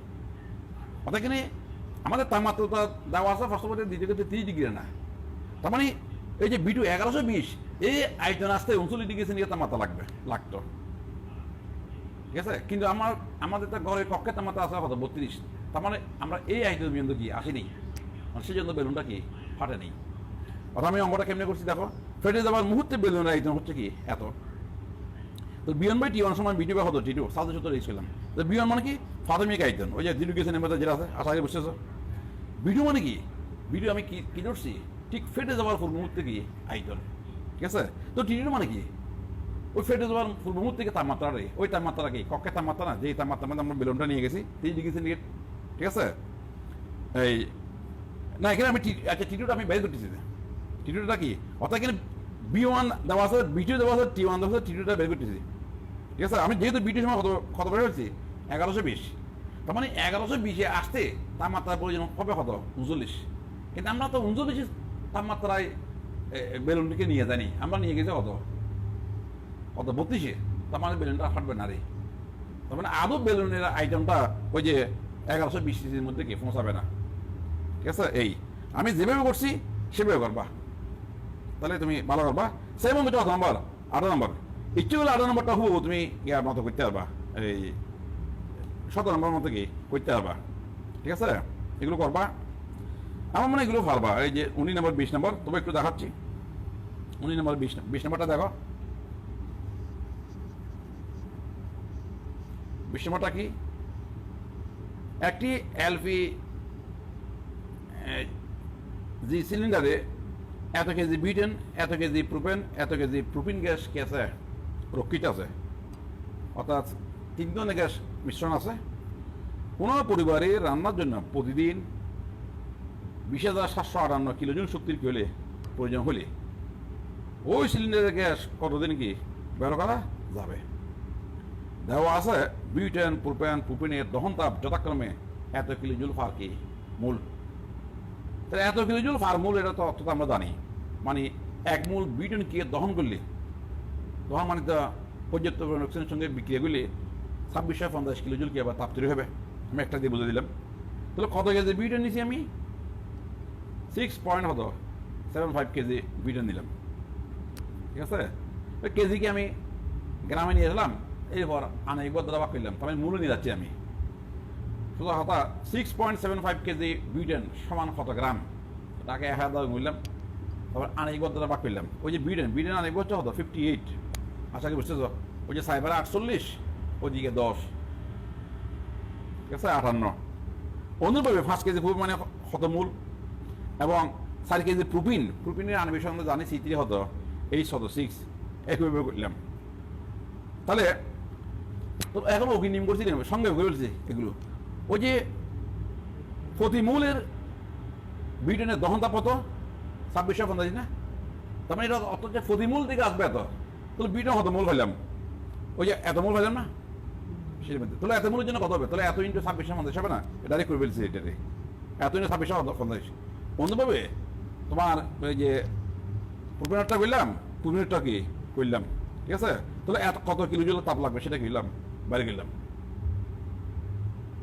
তাহলে মোট তাপশক্তি পাওয়া যাবে, মানে এগুলো ফুরাইলে মোট তাপশক্তি পাওয়া যায়। এত প্রতির জন্য কত শক্তি লাগে সেটা দেওয়া যায়। তাহলে ওই মোট তাপশক্তি ওই শক্তি দ্বারা যদি কেউ ভাগ করো তাহলে দিনটা ভাবো না এটা কতদিন ব্যবহার করা যাবে। আশা করি মনে এগুলো ভাববা। 20 নম্বরটা ছোট হাড় অঙ্ক, এগুলো ভাববা। তো তোমরা করবা, তাই বুঝো কি না 21, 22 এগুলো একটু করবা। 21 কি 22, 21 নাম্বারটা একটু ইম্পর্টেন্ট অঙ্ক, আশা করি এগুলো পারবা। তবু না আমি 21 নাম্বারটা একটু করে বুঝে দিই হয়তো। 21 নাম্বারটা, রান্নার একটি গ্যাস সিলিন্ডারে এত চাপে 15 কেজি এলপি গ্যাস আছে। এখানে ব্যাগের মধ্যে বলেছে এলপিজি গ্যাস মানে কি প্রোপেন এবং কি বিউটেন, এই দুটো আছে। তাহলে প্রোপেন যদি x কেজি হয় তাহলে বিউটেন কত হবে? 15 মাইনাস x কেজি হবে না? দুটোটা মিলে আছে কত? 15 কেজি। এক সিলিন্ডার গ্যাস দিয়ে একটি পরিবারের 30 দিন কি কাজ চলে, রান্নার কাজ চলে। ওই পরিবারের রান্নার কাজে প্রতিদিন গড়ে এত তাপশক্তির কি হয় প্রয়োজন হয়। প্রোপেন ও বিউটেনের দহন তাপ যথাক্রমে এত এত হলে সিলিন্ডারে রাখা গ্যাস দুটির কি পরিমাণ কত? মানে এখানে দুটার পরিমাণ মিশ্রণ দেওয়া আছে না 15 কেজি, তাহলে একটা যদি x কেজি হয় আরটা কত হবে? 50 মাইনাস কি x কেজি। ধরি সিলিন্ডারে প্রোপেনের পরিমাণ x কেজি, তাহলে বিউটেনের পরিমাণ কত কত 50 মাইনাস কি x কেজি। তাহলে প্রোপেনের আনেকবার বাই করলাম এরিয়া। প্রোপেনের আনেকবার তো ওই যে সঙ্গে যেহেতু তুমি জানো প্রোপেন C3 হতো H8, আশা করি বুঝতে 40 গ্রাম। গ্রাম থেকে আমি কৃষি নিয়ে গেছি, কেজি ফার্মুল নিয়ে গেলাম। কেজি ফার্মুল নিলাম কেন? ওই দহন তাপগুলো দেওয়া আছে কেজি ফার্মুলে, ভালো করে দেখবা। গ্রাম ফার্মুল থাকবে তার এগুলো তো কেজি জানার দরকার নেই। অনুরূপভাবে বিউটেনের আনেকবার কি আমরা কি কেজি ফার্মুলে কি নিয়ে গেলাম, ঠিক আছে। এখন তো ওকে নিয়ে বললাম যে ওই যে বিউটেনের আনেকবার হতো 40 না, বিউটেনের প্রোপেনের আনেকবার হতো 40, এটা মানে 3 না, 40 হতো, এটা মানে 3। তার মানে কি 40 মানে 3, অর্থাৎ এত এই যে তোমার এই যে আনেকবার অর্থাৎ এত গ্রাম, এটা তো আমি গ্রামে নিয়ে গেছি, কেজিতে নিয়ে গেছি। এত কেজি কি দহন করলি আমি কত কত তাপ পাচ্ছি? এই তাপ দহন দাম দেওয়া আছে 2150 না? আমার একক দেখো না, প্রোপেন ও বিউটেনের দহন তাপ যথাক্রমে এত কেজি ফার্মুল। তার মানে কি প্রতিমূল থেকে আসবে এত কিলোজুল, কিলোজুল কিলোজুল ফার্মুল, প্রতিমূল থেকে আসবে এত কিলোজুল। তো প্রতিমূল মানে এত কেজি, ঠিক আছে। তাহলে 1 কিলোজুল হতো, x কিলোজুল হতো, সেটা আসলাম এটা ওকে নিমেটের নিচে আসলো। এই 21,250 সেটা হতো x। এটার জন্য হিসেব করলাম x, আর দ্বিতীয়টার জন্য কত 50 মাইনাস হতো x, ঠিক আছে। কত কিলোজুল তাপ পাচ্ছি, তো দুটো যোগ করা হচ্ছে কত? ওই যে তোমার 23,700 হতো এমন না প্রতিদিন। তো মাসে কত হবে? তাকে আবার 30 দিনে গুণ করতে হবে না? একটু সঙ্গে বলা হয়েছে, একটু বুঝতে করলে এটা করতে পারবে আশা করি। আর অ্যাডমিশনের সাথে একটু সন্দেহ করতে হবে। ওই কতগুলো অঙ্ক করছিলেন না, ওই যে ক্যালসিয়াম কার্বনেট ম্যাগনেসিয়াম কার্বনেট একটি মিশ্রণ তাপ দিলে ওই একটা কোথায় অঙ্ক করছি, একটা পরিমাণ যদি x ধরি একটা হতো, ওই যে দুটা যদি বদ্ধ থাকে তার থেকে x বিক করলাম, ঠিক সেভাবেই একটু দেখতে পারো ইম্পর্টেন্ট অঙ্ক। তবে সেট 1 এত বেশি কঠিন নয়, একটু প্র্যাকটিস করলে হবে। তো তোমরা ইচ্ছা করলে এগুলো করে বইয়ের উদাহরণগুলো কি করবা। এখন আসো এক সেট অ্যামাগো পরীক্ষার। অ্যামাগো পরীক্ষার ইচ্ছে হলে খাতারে বই থেকে একটু ভালো করে তিরিটি পড়বা, পেশন গুণাঙ্গ যেগুলো আছে, ঠিক আছে, এগুলো আমরা তিরির মধ্যে আসা আলাদা করে। তাহলে অ্যামাগো পরীক্ষা থেকে আমরা জানি সাধারণ মাত্রা চাপে বাস্তবকের সময় আদর্শ আচরণ থেকে কি হয় বিচ্যুতি দেখা যায়। এই বিচ্যুতিকে বলা থেকে সংঘর্ষণশীলতা গুণাঙ্ক বা পেশন কি গুণাঙ্ক। অর্থাৎ আমরা পড়ছিলাম এই যে ফিবিকুলটা কি NRT, এটা না ফিবিকুলটা NRT, তার মানে কি ফি বাই NRT মান কত হওয়ার কথা ছিল? 1 হওয়ার কথা ছিল না আদর্শ গ্যাসের ক্ষেত্রে। আসলে বাস্তবে এই মানটা 1 হয় না, 1 থেকে কিছুটা কি হয় কম হয়, ঠিক আছে। এই যে এই মানটাকে এই যে এটাকে বলা হচ্ছে সংঘর্ষণশীলতাকে গুণাঙ্ক। এই যে Z equal to phi by হতো NRT। তাহলে Z এর মানের সঙ্গে এই যে মানটা হওয়া, সেখান থেকে 1টা যদি আমরা কি করে দিই, 1 থেকে যদি এই Z এর মানটাকে যদি আমরা কি করে দিই বিক করে দিই, সেটাকে বলা হচ্ছে কি বিচ্যুতিটা আর পার্থক্যটা। কারণ আদর্শ গ্যাসের ক্ষেত্রে এই মানটা আসার কথা ছিল কত 1, এগুলো লিখতেছি। প্রয়োজন মধ্যে একটু তিরিশ হইতে পারো। অ্যামাগো পরীক্ষাটা, অ্যামাগো পরীক্ষা থেকে আমরা জানি সাধারণ মতো চাপে বাস্তব গ্যাস সমূহ আদর্শ আচরণ থেকে বিচ্যুতি দেখায়। এই বিচ্যুতিকে পেশন গুণাঙ্ক বা সংঘর্ষণশীলতা গুণাঙ্ক Z দ্বারা প্রকাশ করা হয়, অর্থাৎ এবং Z সমান ফি বাই কি NRT। আবার এক মূল গ্যাসের জন্য ফি ইকুয়াল টু কি RT। তাই আদর্শ গ্যাসের ক্ষেত্রে Z এর মান 1, কিন্তু বাস্তব গ্যাসের ক্ষেত্রে চাপের পরিবর্তে ফিবি মান লাগে মান পরিবর্তিত হয়ে যায় বলে যেটা মানে পরিচিত হয়ে যায় তাই কি ঘটে বিচ্যুতি ঘটে। ওয়ান থেকে যেটা পার্থক্য যত বেশি হবে আদর্শ আচরণ থেকে বাস্তব গ্যাসের বিচ্যুতি কী হবে তত বেশি হবে। অবশ্য অতি উচ্চতাপ এবং নিম্ন মাত্রায় তোমার নিম্নচাপে অনেকটা আদর্শ গ্যাসের নিয়ে বাস্তব গ্যাস সময় কী করে আচরণ করে একটু ফেললাম। আবার সংবেদনশীলতা গুণাঙ্কর সংজ্ঞা দেওয়া আছে। বাস্তব গ্যাসের মূলায়তন এবং আদর্শ গ্যাসের মূলায়তনে কি অনুপাত। বাস্তব গ্যাসের মূলায়তন ওই আমি বি দিলাম যেটা, আর বি নট দিলাম আদর্শ গ্যাসের মূলায়তনে কি অনুপাত, কে বলা হচ্ছে সংবেদনশীলতা কি গুণাঙ্ক। এবং সাধারণত এখানে এখান থেকে তিনটা যে বাস্তব গ্যাস সহ অ্যামাগোর পরীক্ষা এটা তিনটা কিন্তু ইন্টারে আসে, কিন্তু এখানে কতগুলো যে লেখচিত্র আছে পেশন গুণাঙ্ক যে এই যে অ্যামাগো পরীক্ষা তিনজন লেখা আছে না, ওই যে খাতারে বইটা তিনজন লেখা আছে না, এক চক্কর কি দিয়ে ওই যে তোমার এক চক্কর তোমার যদি ধরো ওই যে ফি ওয়াই করো কি যে লেখচিত্র অঙ্কন করো, হ্যাঁ ওই যে কতগুলো আছে যেমন এই যে তোমার মিথেন কার্বন ডাইঅক্সাইড এদিকে তো যেটা আস্তে আস্তে আগে কমে যায়, কমে আবার কি বাড়ে। আবার কতগুলো আছে যেমন হিলিয়াম হাইড্রোজেন ওয়ান থেকে আস্তে আস্তে কি বেড়ে যাচ্ছে, একটু ভালো করে দেখতে পারো, দুই দিনের দেখা পাওয়া যায়, এগুলো তিনগুলো একটু দেখবা। আমাদের অঙ্কের জন্য যেহেতু শীতটা আগে অঙ্কটা দেখো 23 নম্বরটা কি। আচ্ছা এরপর ব্যান্ডার ওয়াল সমীকরণ আছে না, তো ব্যান্ডার ওয়াল সমীকরণটা কি P plus N square A by B square into B minus N B equal to কি এনআরটি, ঠিক আছে। 23 নম্বর 27 ডিগ্রি সেন্টিগ্রেড মাত্রা এত চাপে এক মোল কার্বন ডাইঅক্সাইড গ্যাস এত আয়তন দখল করে। আদর্শ গ্যাস সমীকরণ মানে হচ্ছে ফি ইকুয়াল টু এনআরটি। আদর্শ গ্যাস সমীকরণ এবং ব্যান্ডার ওয়াল সমীকরণ ব্যবহার করে এস থেকে গ্যাসটির চাপ কী করো গণনা করো। অবশ্যই এ বি ধ্রুবক, এগুলো প্রশ্নের মধ্যে কি দেওয়া থাকবে, আশা করি এগুলো ভাববে। প্রথম অংশটা ফি ইকুয়াল টু কি এনআরটি, তার মানে ফি সমান কত। আবার ব্যান্ডার ওয়াল সমীকরণ যদি করি ওই যে P plus N square A by কত বি স্কোয়ার, সূত্রটা মুখস্থ করতে হবে, into B minus N B এগুলো কি এনআরটি। ক্যালকুলেশন কেমন করছে এগুলো দেখবা, ঠিক আছে। এগুলো পারবা। যেমন এই যে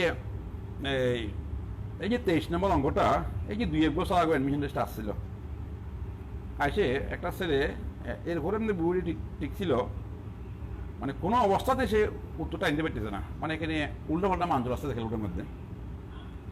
অর্থাৎ সে পরীক্ষা হল থেকে বেরিয়ে বুঝতে পারছে যে আসলে সে ওই তাড়াহড়ার মধ্যে ওই যে সূত্রের মধ্যে যে বিএস করা যায় বিএস করাটা না দিয়ে শুধু বিধি ছিল, মানে কোথায় বলেছে সে তার এটা ধরা পড়তেছে না, সে যেন মানগুলো উল্টা পাল্টা চলে আসতে পারে। কাজে আগে সঠিকভাবে সূত্রটা কি মুখস্থ করতে হবে। 24 নম্বর এত মাত্র এত চাপে এত মূল একটি অজ্ঞাত গ্যাস 2 লিটার আয়তনের পাত্রে আছে। যদি গ্যাসটির বি এর মান এত হয় তাহলে এর মান হতো। তাহলে আমি ক্যালকুলেশন যেমনি করছি সেভাবে করবার ফি প্লাস এন স্কোয়ার এবার হতো বি স্কোয়ার থাকলে বুঝতে ফি এর মান দেওয়া আছে, এন স্কোয়ার মানে মূল সংখ্যা, ঠিক আছে, এর মানটা দেওয়া আছে, এর মান আমি বাড়ি করবো ইন্টু বি এর মান দেওয়া আছে। আবার B minus N B B আয়তনও দেওয়া আছে এগুলো কি এন আর টি। তাহলে আমি আর এর মান যদি 0.0821 বসাই তাহলে তো অসুবিধা নেই, এখানে সাব অ্যাটম স্কোয়ার আছে, আয়তন কি লিটার আছে, এখান থেকে লিখবো।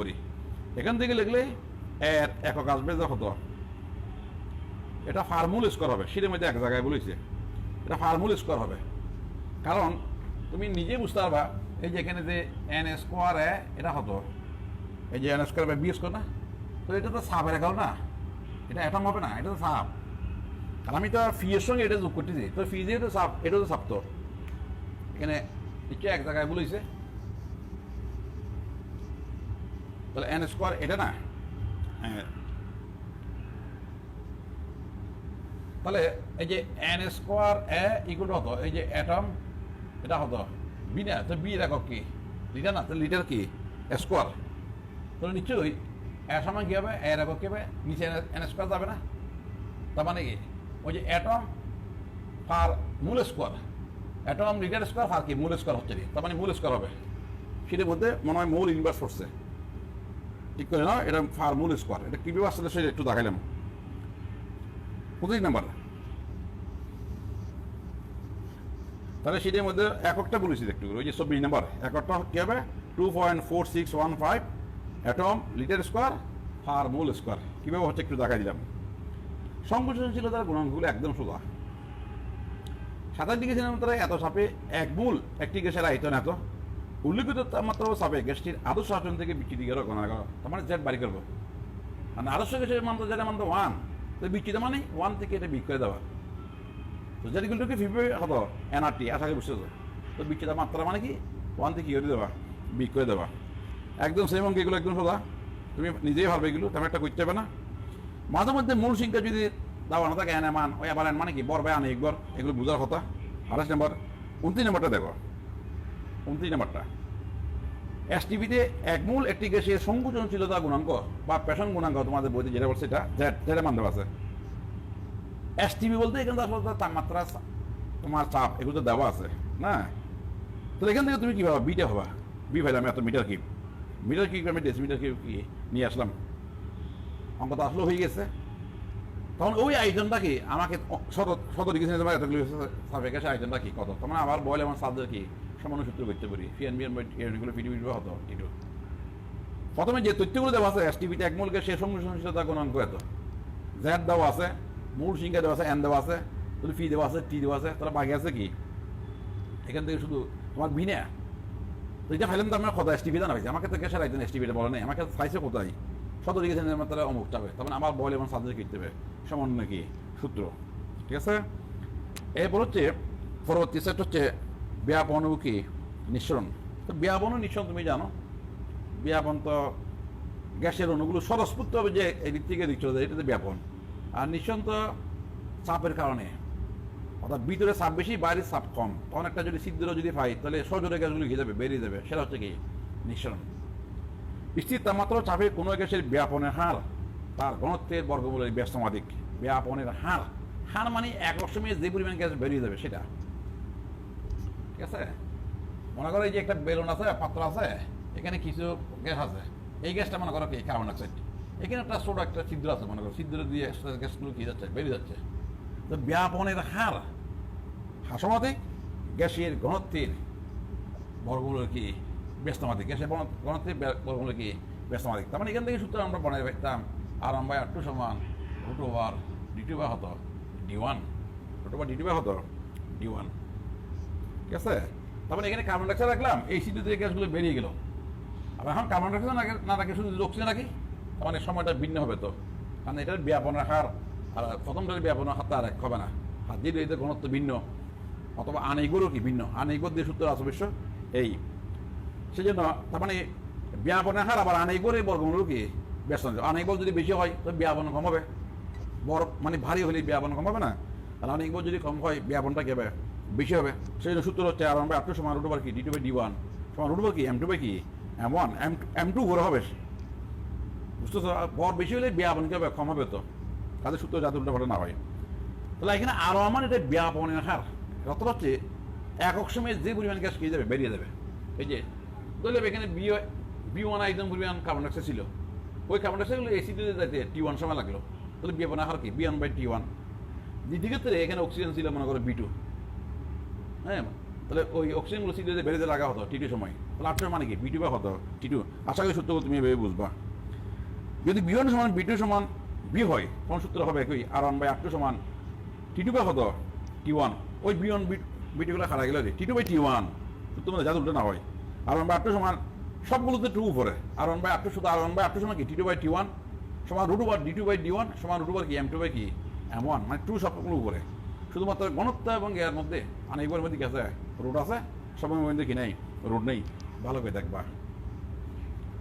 ব্যাপনের হার এগুলো আবার ইন্ডিয়ার একটু পরীক্ষার বোর্ড প্রশ্নের মধ্যে একটু বেশি আসে। ঠিক আছে, বোর্ড প্রশ্ন একটু দেখবা। আবার স্থির তাপমাত্রা ভিন্ন চাপে দুটি গ্যাসের ব্যাপনের হারের অনুপাত। স্থির তাপমাত্রা ভিন্ন কি চাপে, তার মানে চাপ বাড়লে ব্যাপনের হার কি বাড়বে, তাহলে চাপ ব্যাপনের সমাধিক, তার মানে R1/R2 সমান হবে ওই P1/P2 উপর হবে, যেটা সমানুপাতিক ইন্টু √/কি কি m2/কি m1, m2/m1 যেটা আমরা আগে বলছি, অনেকবারে বর্গমূল কি ব্যস্তমাধিক। অঙ্ক এখানে একদম সুন্দর করে করা যায়, আশা করি এগুলো পারবা। কার্বন ডাইঅক্সাইড ও অক্সিজেন গ্যাসের ঘনত্ব, এখানে আপেক্ষিক ঘনত্ব বা অনেক সময় আপেক্ষিক গুরুত্ব বলবে, ওই যে এগুলো ঘনত্ব হিসেবে নিতে হবে। আর সিরিজ পদ্ধতিতে ঘনত্ব যে হতো আপেক্ষিক গুরুত্ব তো একই কথা, আপেক্ষিক কত লেখার দখল নেই, ঘনত্ব যত কমে যেত। কোনো সিদ্ধ দিয়ে এত সেকেন্ডে এত metre cube carbon dioxide gas প্রবাহিত হইলে ওই একই সিদ্ধ দিয়ে একই সময়ে একই সিদ্ধ দিয়ে ওই একই কি সময়ে কত হাইড্রোজেন অক্সিজেন গ্যাস কে বের হবে, ঠিক আছে? এই তো তুমি ক্যালকুলেশন করে আসলে এগুলো ওই যে R1/R2 ইসে করবে, R1/R2 সমান √/, কি D2/কি D1, তাহলে R1 মানে কি ব্যাপনার হার না, ব্যাপনার হার মানে কি আইটেনকে আবার সময় দেওয়া করতে হবে না, B1/T1, আর ওটা হচ্ছে B2 হত T2। আশা করি বুঝতেছো, এটা 5 এগুলো খারাপ যাচ্ছে, ক্যালকুলেশনগুলো এগুলো চলে আসবে। তোমার 31 নম্বর অঙ্ক, ভেরি ভেরি ইম্পর্টেন্ট অঙ্ক, 31 নম্বর অঙ্ক। নির্দিষ্ট আয়তনের বিশুদ্ধ অক্সিজেন নিঃসরিত হইতে, নির্দিষ্ট আয়তনের বিশুদ্ধ অক্সিজেন নিঃসরিত, মানে একটা পাত্র আছে, পাত্রের মধ্যে ছিল অক্সিজেন গ্যাস, পাত্রের মধ্যে একটা ছিদ্র আছে, মনে করো ওই ছিদ্র দিয়ে অক্সিজেনগুলো বেরিয়ে যেতে সময় লাগে 6 সেকেন্ড 80 সেকেন্ড।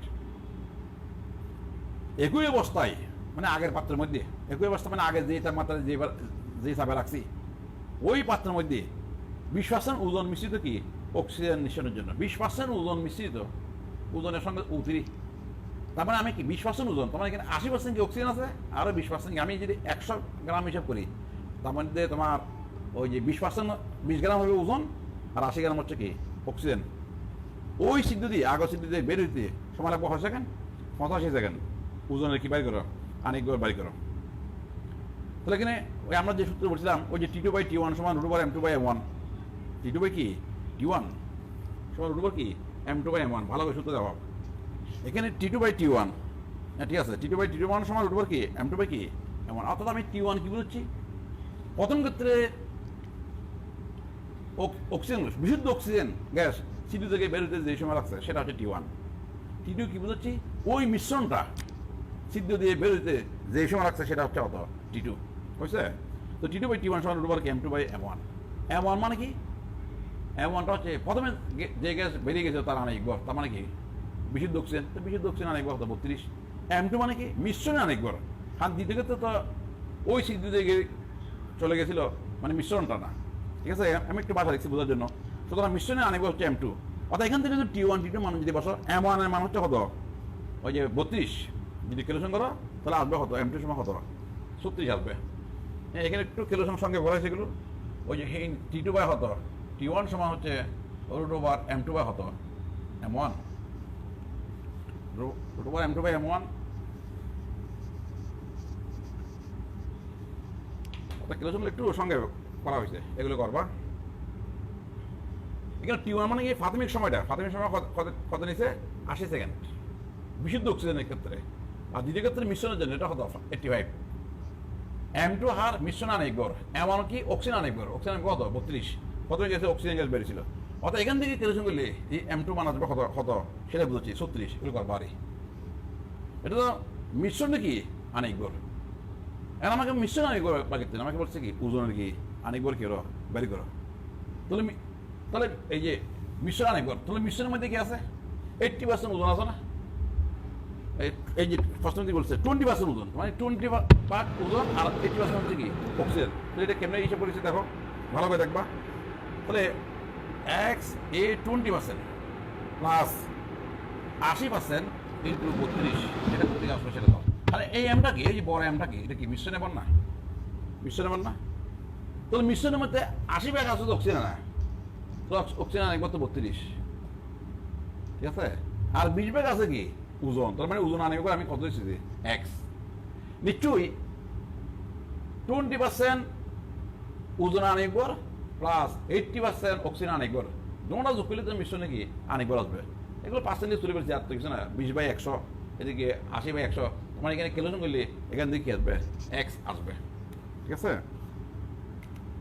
এগুলো তুমি 32 নম্বর এগুলো তুমি অঙ্কগুলো জানো, ওই যে একদিক দিয়ে তোমার বইতে অঙ্কগুলো আছে, একদিক দিয়ে হাইড্রোজেন ক্লোরাইড গ্যাস, একদিক দিয়ে কি অ্যামোনিয়াম ক্লোরাইড গ্যাস জানা করছে, কোথায় সাদা দেওয়া কী হবে সৃষ্টি হবে জানার কথা, তোমার বইতে একদম চিত্র দেওয়া আছে, কিন্তু এগুলো করবা। 33 ভেরি ভেরি ইম্পর্টেন্ট অঙ্ক।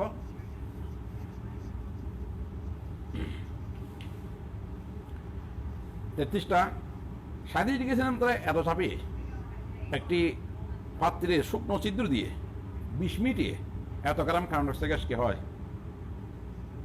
ব্যাপিত হয়, কার্বন ডাইঅক্সাইড বেরিয়ে যায়, মানে তাপমাত্রা চাপ এগুলো দেওয়া আছে। তাহলে এখানে আমরা ফিফিকুটি এনারটা দিয়ে আগে মূল সিংহে বাইর করি, মানে কত লিটার কার্বন ডাইঅক্সাইড গ্যাস কি বেরিয়ে যাচ্ছে সেটা বাইর করলাম। ওই পদ দেওয়া আছে, পদ দেওয়া থাকলে মূল চিহ্ন ভাবো, ওই যে বর বাই কি আনিকবর, বর বাই কি আনিকবর, আশা করি বুঝতেছো, এতটা ফেলাম। তাহলে আমরা এই কার্বন ডাইঅক্সাইড গ্যাসের আয়তন বিয়ন হলে, আমি একটু সুন্দর লিখছি, কার্বন ডাইঅক্সাইড গ্যাসের আয়তন বিয়ন হলে তাহলে ফিবিকুইটি কি এনআরটি সমীকরণ থেকে আমরা কার্বন ডাইঅক্সাইড গ্যাসের আয়তন পেলাম এত লিটার। একই অবস্থায় সমপরিমাণ গ্যাস হিলিয়াম গ্যাস বিয়াবিত হইতে কত সময় কি লাগবে? হিলিয়াম গ্যাসের আয়তন যদি বিট হয়, আবার একই সূত্র দিয়ে বললাম ফিবিকুইটি কি এনআরটি, ফিবিকুইটি কি এনআরটি। তো মানে আমরা ওই হিলিয়াম গ্যাসের আয়তনটা কত হইতো 30 কত 43 লিটার। ফার্স্ট টাইম একটা ভালো করে পড়ো। 37 ডিগ্রি সেন্টিমিটার এত ধাপে একটি পাত্রে শুকনো সিদ্ধ দিয়ে 20 মিনিটে এত গ্রাম কার্বন ডাইঅক্সাইড গ্যাস কি হয় বিয়াপিত হয়। ঠিক আছে, এই প্রথম লাইন দিয়ে আমরা কার্বন ডাইঅক্সাইড গ্যাসের আয়তনটা যদি বিওয়ান ধরে নিই, তাহলে ওই সিদ্ধ দিয়ে কত লিটার কার্বন ডাইঅক্সাইড গ্যাস বেরিয়েলো সেটা বাড়ি গেলাম। প্রথমে একই অবস্থায়, একই অবস্থা মানে কি ওই আগের তাপমাত্রা এবং আগের চাপে সমপরিমাণ হিলিয়াম গ্যাস, সমপরিমাণ মানে কি ওই 5.5 গ্রামেরই। তো আনিব হিলিয়ামের আনিবার বিন্দু না, মানে এখন ফুট দ্বারা বাড়তো কিছু না। ঠিক আছে, হিলিয়াম গ্যাসের আয়তন বিটু হলে আবার ফিবিকুইটি এনআরটি যদি ক্যালকুলেশন করো, তখন দেখা যাবে ওই ছিদ্র দিয়ে তার মানে কত লিটার হিলিয়াম বের হচ্ছে, যে 30 পয়েন্ট হতো, মানে 43 হতো লিটার বুঝছে। তো আমাকে সময় তো বাড়ি দিতে পারত আর কিছু না।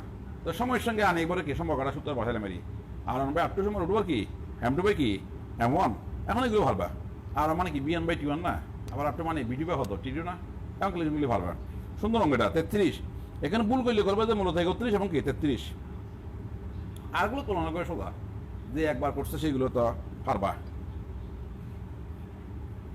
যে একবার করছে আশা করি পারবা।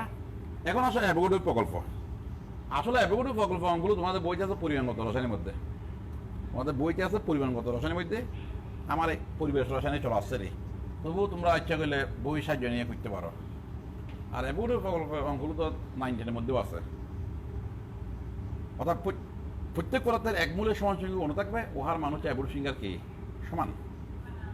যে কোনো পদার্থের গ্রাম আণবিক গড়ে অনুসংখ্যা, গ্রাম আণবিক গড় অর্থাৎ গ্রাম আণবিক গড় মানে মূল।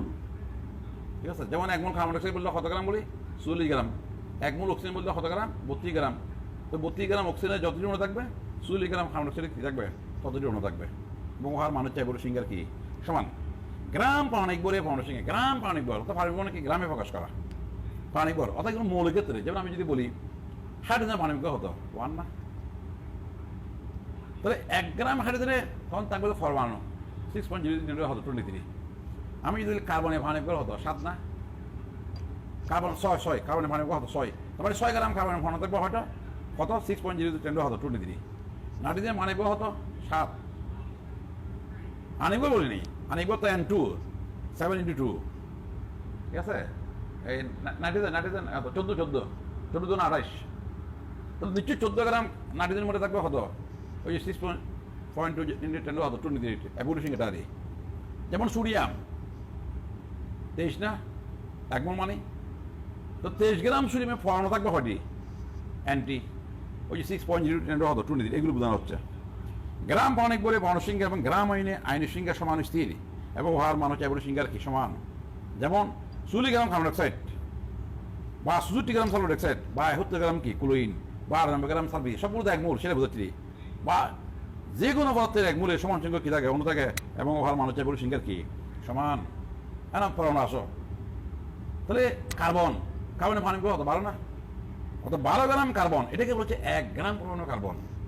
তাহলে 1 গ্রাম পরমাণু কার্বন মানে 12 গ্রাম। তো খুবই গুরুত্বপূর্ণ হতো 1 গ্রাম কার্বন এক জিনিস, 1 গ্রাম পরমাণু কার্বন আর জিনিস। তাহলে 12 গ্রাম কার্বন বা 24 গ্রাম কি ম্যাগনেসিয়াম, ওই যে ম্যাগনেসিয়ামের পারমাণবিক ভর 24, বা 14 গ্রাম কি নাইট্রোজেন বুঝেছি, 14 গ্রাম নাইট্রোজেন ওই নাইট্রোজেনের পারমাণবিক ভর বুঝাচ্ছি যে। ঠিক আছে, বা 40 গ্রাম কি ক্যালসিয়াম, ক্যালসিয়ামের পারমাণবিক ভর, বা 56 গ্রাম কি লোহা, বা যে কোনো মূলের 1 গ্রাম পারমাণবিক ভরে একই পরমাণু থাকে, উহার মান হচ্ছে অ্যাভোগাড্রো সংখ্যার সমান। তাহলে গ্রাম পারমাণবিক ভর, ঠিক আছে, 1 গ্রাম পরমাণু কার্বন আর 1 গ্রাম কার্বন বেশ কম আছে। 1 গ্রাম কার্বন ফাল্লা দিয়ে মাপলে যেটা হয় সেটা, আর 1 গ্রাম পরমাণু কার্বন এত গ্রাম 12 গ্রাম। আমি যদি বলি 2 গ্রাম পরমাণু কার্বন তার মানে 24 গ্রাম। 3 গ্রাম কার্বন আর 3 গ্রাম পরমাণু কার্বন 3 গ্রাম পরমাণু মানে 3 মোল বোঝাচ্ছে 3 বার হতো 70 গ্রাম কি, ঠিক আছে, কার্বন বোঝাচ্ছে এই। আর যেহেতু তুমি জানো এসটিভিতে যে কোনো কিছু আইটেম হচ্ছে কি 1 মোলের আইটেম কত লিটার 4 লিটার, এটাকে মিলিলিটার নিয়ে 1000 করতে হবে, গুণ করতে হবে। আর আমরা তো এটাও জানি মূল সংখ্যা মানে কি ও ফিপিকুল টু এনআরটির মধ্যে আবার এন মূল সংখ্যা আবার এন বাই এন কি এন এ, ওই যে ফিপিকুল টু যে আমরা যে এনআরটি পড়ছি এই জিনিসটা আমরা আগে একবার পড়ছিলাম এন বাই এন ফিসের মধ্যে পড়ছিলাম। মানে অনুসংখ্যাকে যদি এভলিউশন দিয়ে ভাগ করো তাও মূল সংখ্যাটা কি ভাবা, এই ছোট এন তো মূল সংখ্যা আর এগুলো তো বুঝছি অনুসংখ্যা। আমাদের এই শীতের মধ্যে অঙ্ক একটা আসা মনে হয় দেখবা এই। আবার বরকে আনে গত ভাগ করে তাও মূল সংখ্যা ভাবা। আর আইজনকে যদি প্রমাণ আইজন যদি প্রমাণ অবস্থা যদি আইজন দেওয়া থাকে তাকে 22 জন 4 লিটার দেওয়া ভাগ করে তাও কি ভাবা মূল সংখ্যা কি ভাবা।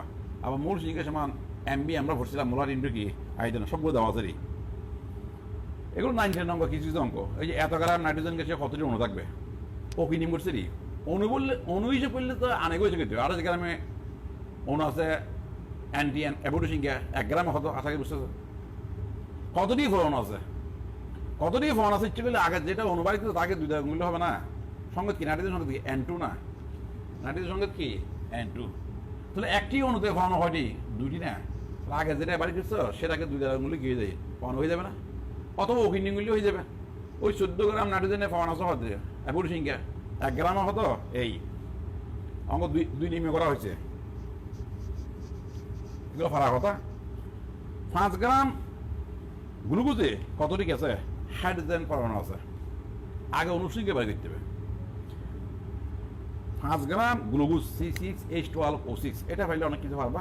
এটা অনেকবার বার গেলে মারি, এটা অনেকবার হচ্ছে 180 নিশ্চয়ই 180 গ্রামে অণু থাকবে হয়টি ওই যে 6.02 1 গ্রামে হতো 5 গ্রামে হতো মনোনির্ণয় করে বলছি। গ্লুকোজের সঙ্গে কি এই যে C6H12O6 না, তো আমি সঙ্গে থেকে দেখতেছি একটি অণুতে কিছু না বলে এখানে একটি দেখ মূলে হাইড্রোজেন মনে হয় 12টি না। তাহলে আগে যে অনুসংখ্যা পাইছো তাকে 12 দ্বারা গুণতে হবে না। আমাকে বলছে এতক্ষণ গ্লুকোজ কতটি আছে হাইড্রোজেন মনে হয় আগে তো পাইছো অণু, তাহলে একটি অণুতে হাইড্রোজেন মনে হয় 12টি না, তাহলে আগে যেটা পাইছো সেটাকে আবার 12 দ্বারা গুণতে হবে না।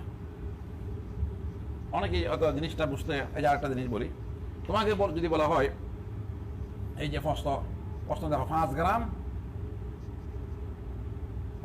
গ্রাম পানিতে কতটি পরমাণু আছে, একদম ছোট হলো 9-10 কথা 5 গ্রাম পানিতে কতটি আছে পরমাণু আছে, এই হচ্ছে প্রশ্ন। এটা বুঝো কিছু লিখতে পারো 5 গ্রাম পানিতে কতটি আছে পরমাণু আছে। আগে ও কি নিয়ম করে আগে অনুসংখ্যা বাড়ি করি পানি আনিব 18 গ্রাম না, তাহলে 18 গ্রাম পানিতে কি আছে যে অণু আছে যে অণু, তাহলে অণু থাকবে কতটি 6.023 ইন্টু হতো 10⁻23 না, তাহলে 1 গ্রামে হতো 5 গ্রামে হতো ও কি নিয়মটা কইলে মানে 18 ভাগের 6.023 ইন্টু হতো 10⁻23 ইন্টু হতো 5 এতটি এগুলো কি বেশি অণু না, তার মানে 5 গ্রাম পানিতে অণু আছে এতটি, এটা কেন শুনলে এতটি অণু। আমার তো অণু বলে নেই, আমাকে বলছে 5 গ্রাম পানিতে কতটি আছে পরমাণু আছে, ঠিক আছে, এটা তো আমি অনুবাদ করছি। তুমি সংজ্ঞা দাও না H2O সংজ্ঞাটা কি, পানির সংজ্ঞাটা কি H2 না। পানির একটি অণুতে পরমাণু হয়টি 3টি না, এই যে হাইড্রোজেন 2টা অক্সিজেন কিছু না থাকলে একটা তো 3টি পরমাণু নিশ্চয়ই পরমাণু সংখ্যা বাড়িতে এখন এই সংখ্যা আবার 3 দ্বারা নিতে হবে না। আর একটা যদি অভিনয় করি পানির একটি অণুতে পরমাণু আছে হয়টি 3টি, সুতরাং এতটি অণুতে পরমাণু আছে হতো এত তিনটে হতো 3 না, ঠিক আছে।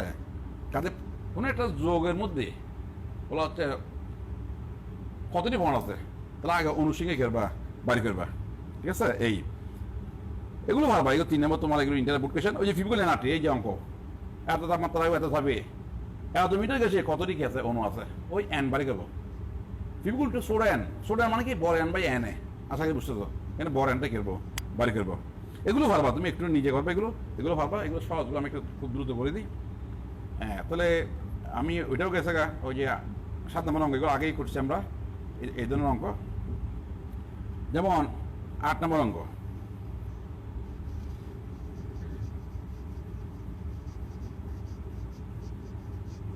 এগুলো এমনি এমসিকিউর অঙ্ক ছোট ছোট অঙ্ক।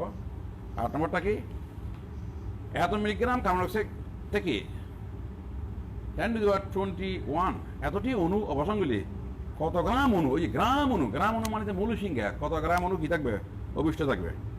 তাহলে অঙ্ক করে ফেলতে সমাধান 40 গ্রাম কার্বন ডাইঅক্সাইড অণু থাকবে হতে এতটি মূল সংখ্যা 1 গ্রামে হতো, এত গ্রামে হতো, ওই যে 200 মিলিগ্রামকে গ্রামে নিয়ে আসতে পারি, ওপি নিমগুলি আমরা পেলাম এতটি অণু। তার মানে 200 মিলিগ্রাম কার্বন ডাইঅক্সাইড কতটি অণু সেটা বের করলাম 2.74 10^21। এখন অবশিষ্ট অণু তাহলে একটা বিক্রয় করি, ঠিক আছে, এত টাকা এতটি অণু, সেখান থেকে আমি 10^21 অণুটি করলাম, অবসান গেলাম, মানে এতটি অণু। তাহলে এতটি অনুর পর বার করে পড়ি, এতটি অনুর পর, ঠিক আছে। এটা কেমনে বার করছি নিশ্চয় তুমি জানো, এই যে আমরা এটা কি কার্বন ডাইঅক্সাইড না, তাহলে 1 মোল কার্বন ডাইঅক্সাইডে বড় কত 40 গ্রাম না, আবার 1 মোল কার্বন ডাইঅক্সাইড অণু জায়গা কয়টি 6.010^23 না, ও কি নিম না 6.010^23, এতটি অনুপর কত গ্রাম 40 গ্রাম, একটি অনুপর কত আর এতটি অনুপর কত, এগুলো ওকি নিম করা হয়েছে এই যেমন কতটি নিউটন আছে, এই যে প্রশ্ন যে করলো এই যে 3.5 গ্রাম কার্বন, এটা 6 অথবা 14, এটা একটা আইসোটোপ দেওয়া আছে, এটা আইসোটোপ। তার মানে এটা কি সংখ্যা, ফুটন সংখ্যা, এটা কি সংখ্যা, বর সংখ্যা না। তো নিউটন সংখ্যা কি, বর সংখ্যা থেকে ফুটন সংখ্যা বাদ যাবে না, তার মানে কত 14 থেকে 6 গেলে হতো 8 না। তাহলে একটি কার্বন পরমাণুতে নিউটন সংখ্যা হতো 8টি। আমাকে যেতে বলছে এত গ্রাম কার্বনে কতটি নিউটন আছে, প্রশ্ন ভালো করে দেখো, এত গ্রাম কার্বনে কতটি আছে নিউটন আছে। আগে তোমাকে এত গ্রাম কার্বনে কতটি পরমাণু আছে সেটা দেখতে হবে না, এত গ্রাম কার্বন মানে দেখুন অনেক কার্বন, লক্ষ লক্ষ কোটি কোটি কার্বন, তাহলে এত গ্রাম কার্বনে কতটি আছে পরমাণু আছে সেটা বাড়ি করি। তাহলে এখানে কার্বনে পানি পাওয়া আছে, এটা 14 না, এখন আর 12 দিয়ে তো করলে হবে না, এটা তো যেহেতু আইসোটোপ দেওয়া আছে, মানে 14 গ্রাম কার্বনের পরমাণু আছে হয়টি, ওই অ্যাবোর্ড সংখ্যা 6.010^23, 1 গ্রামে হতো, এত গ্রামে হতো, আগে হতোই পরমাণু সেটা বাড়ি গেলাম। তাহলে একটি কার্বন মধ্যে নিউটন জায়গা হতো 14 সময় হতো 8 না, আগে যে পরমাণু সংখ্যা বাড়ি করেছি তাকে 8 দ্বারা করতে হবে, গুণ করতে হবে, আশা এগুলো পারবা, এগুলো পারবা, ছোটো ছোটো অঙ্ক। 13 নম্বরটা কি, এই যে কয়েকটা অঙ্ক নিজে করবা। 13 নম্বরটা বাতাসে এসটিবিতে কার্বন ডাইঅক্সাইডের ঘনমাত্রা 250 pbv পার্টস পার বিলিয়ন। তাহলে এখন জানতে হবে আটা ছিল টি পার্টস পার কি ট্রিলিয়ন, আটা ছিল কি ppm পার্টস পার মিলিয়ন। আমি অন্য জায়গায় মধ্যে বলছিলাম এই তিনটার মধ্যে সবচেয়ে বড় কোনটা, ppm না। ppm কাহা গেল, আমি গত ক্লাসে বলছিলাম ppm মানে কি পার্টস পার মিলিয়ন, 1 মিলিয়ন মানে কি 10 লক্ষ। অর্থাৎ যদি আমি একটা পাত্র দিলাম, ওই যে টোটাল দ্রবণের বর যদি কি হয় 10 লক্ষ গ্রাম হয়, মানে 10^6 গ্রাম হয় দ্রবণের বর, সেখানে যদি 1 গ্রাম দ্রব্য থাকে সেটা হচ্ছে তার কি ppm না, মানে 10 লক্ষের মধ্যে, এই যে 10 লক্ষের মধ্যে 1 গ্রাম থাকা, তার মানে এটা কি ppm না। আর যদি ppb বলি তারপরে দ্রবণের বর তো থাকবে এটা না, দ্রবণের মধ্যে 9 গ্রাম, মানে আরো কি দ্রবণের বর মানে আরো পানি বেশি, আরো পানি কি বেশি, তারপরে এখানে 9 গ্রাম মধ্যে যদি 1 গ্রাম থাকে তখন এটা হচ্ছে কি 1 ppb। তাহলে 1 ppt মানে কি ফার্স্ট পার ট্রিলিয়ন, তার মানে এখানে 12, তার মানে কি আরো কি পানি বেশি। এত গ্রাম মধ্যে যদি 1 গ্রাম থাকে 12টা, তখন এটা হচ্ছে ফার্স্ট পার কি ট্রিলিয়ন। তাহলে তিনটার মধ্যে বড় কে ppm না, ঠিক আছে। এই এসটিভিতে এই তোমার কার্বন মনোক্সাইডের ঘনমাত্রা হচ্ছে এত ppb, ডেসিমিটার কি বাতাসে কার্বন মনোক্সাইডের কি অনুসঙ্গে ঘেরো নির্ণয় করো। আমি ppb-কে ppm-এ কি নিয়ে আসো পার্টস পার মিলিয়ন, মানে পার্টস পার মিলিয়ন যে কথা মিলিগ্রাম পার লিটার এক কথা, সেটা আমরা আগে বলছিলাম ppm-এর সমতুল্য কি এককটা কি, ওই যে 1 ppm মানে হতো 10 কিউব ppb। কেন, এই যে মনে করো ppb মানে তো এখানে 10^12 না, 10^9 না, এটাকে যদি আমরা কি 10 কিউব দ্বারা যদি কি করি গুণ করি তাহলে তোমার 10^6 লাগবে না, তার মানে কি এটা কি ppb না। তাহলে ppb-র 1000 গুণ মানে কি ppm, তো সেজন্য আমি লিখছি 10 কিউব ppb মানে হতো 1 হতো pp কি m, তাহলে 1 ppb হতো 250 ppb হতো, অর্থাৎ ppb-কে জাস্ট কিছু নিয়ে গেছি ppm এর মধ্যে নিয়ে গেলাম, ঠিক আছে। তো ppm দেওয়া কথা মিলিগ্রাম পার লিটার কি এক কথা। এখন বাকিগুলো ভরবা এত মিলিগ্রাম পার লিটার, তার মানে কি ওই যে 1 লিটার লিটার যা হতো ডেসিমিটার কি এক কথা, 1 ডেসিমিটার কি বাতাসে কার্বন সাথে থাকবে কি এত মিলিগ্রাম, সুতরাং 5 ডেসিমিটার কি বাতাসে থাকবে। তাহলে আমি আমার প্রশ্ন মধ্যে যেহেতু 5 ডেসিমিটার কিপ দেওয়া আছে, সেজন্য আমাকে একটা পিভিএম নিয়ে আসতে, কারণ পিভিএম যা কথা ওই যে মিলিগ্রাম পার লিটার কি এক কথা, তো লিটার যা কথা ডেসিমিটার কি এক কথা, কেন আমাকে বি থেকে পিভিএম এর মধ্যে কি নিয়ে আসতে হচ্ছে। আশা করি বুঝতেছে এগুলো। এই পারবা, বাসায় করবা।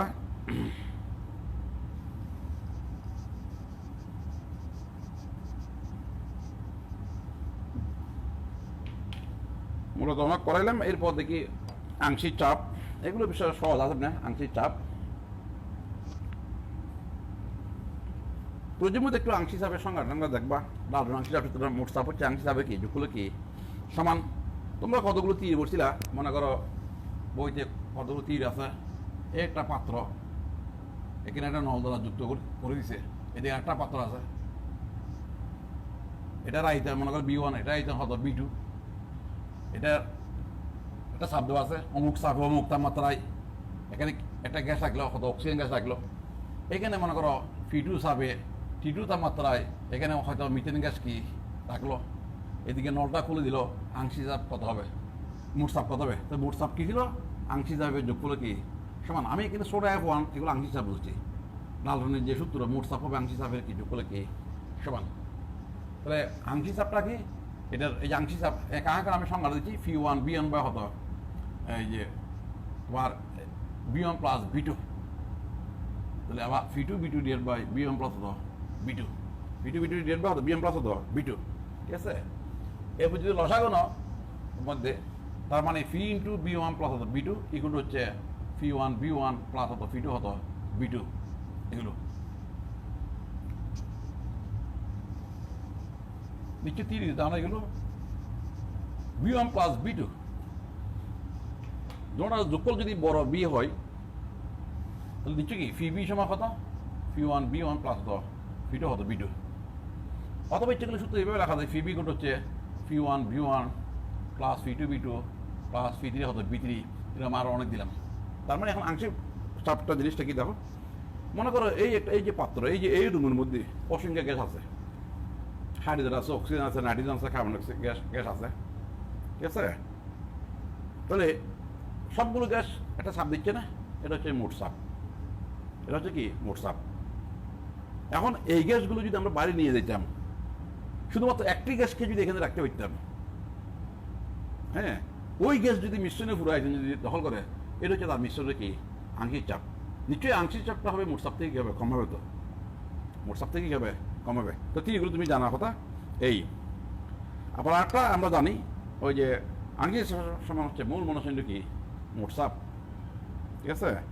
আংশিক সমান মূল মনোসিন্ড কি মোট চাপ। তাহলে 14 নম্বর অঙ্ক,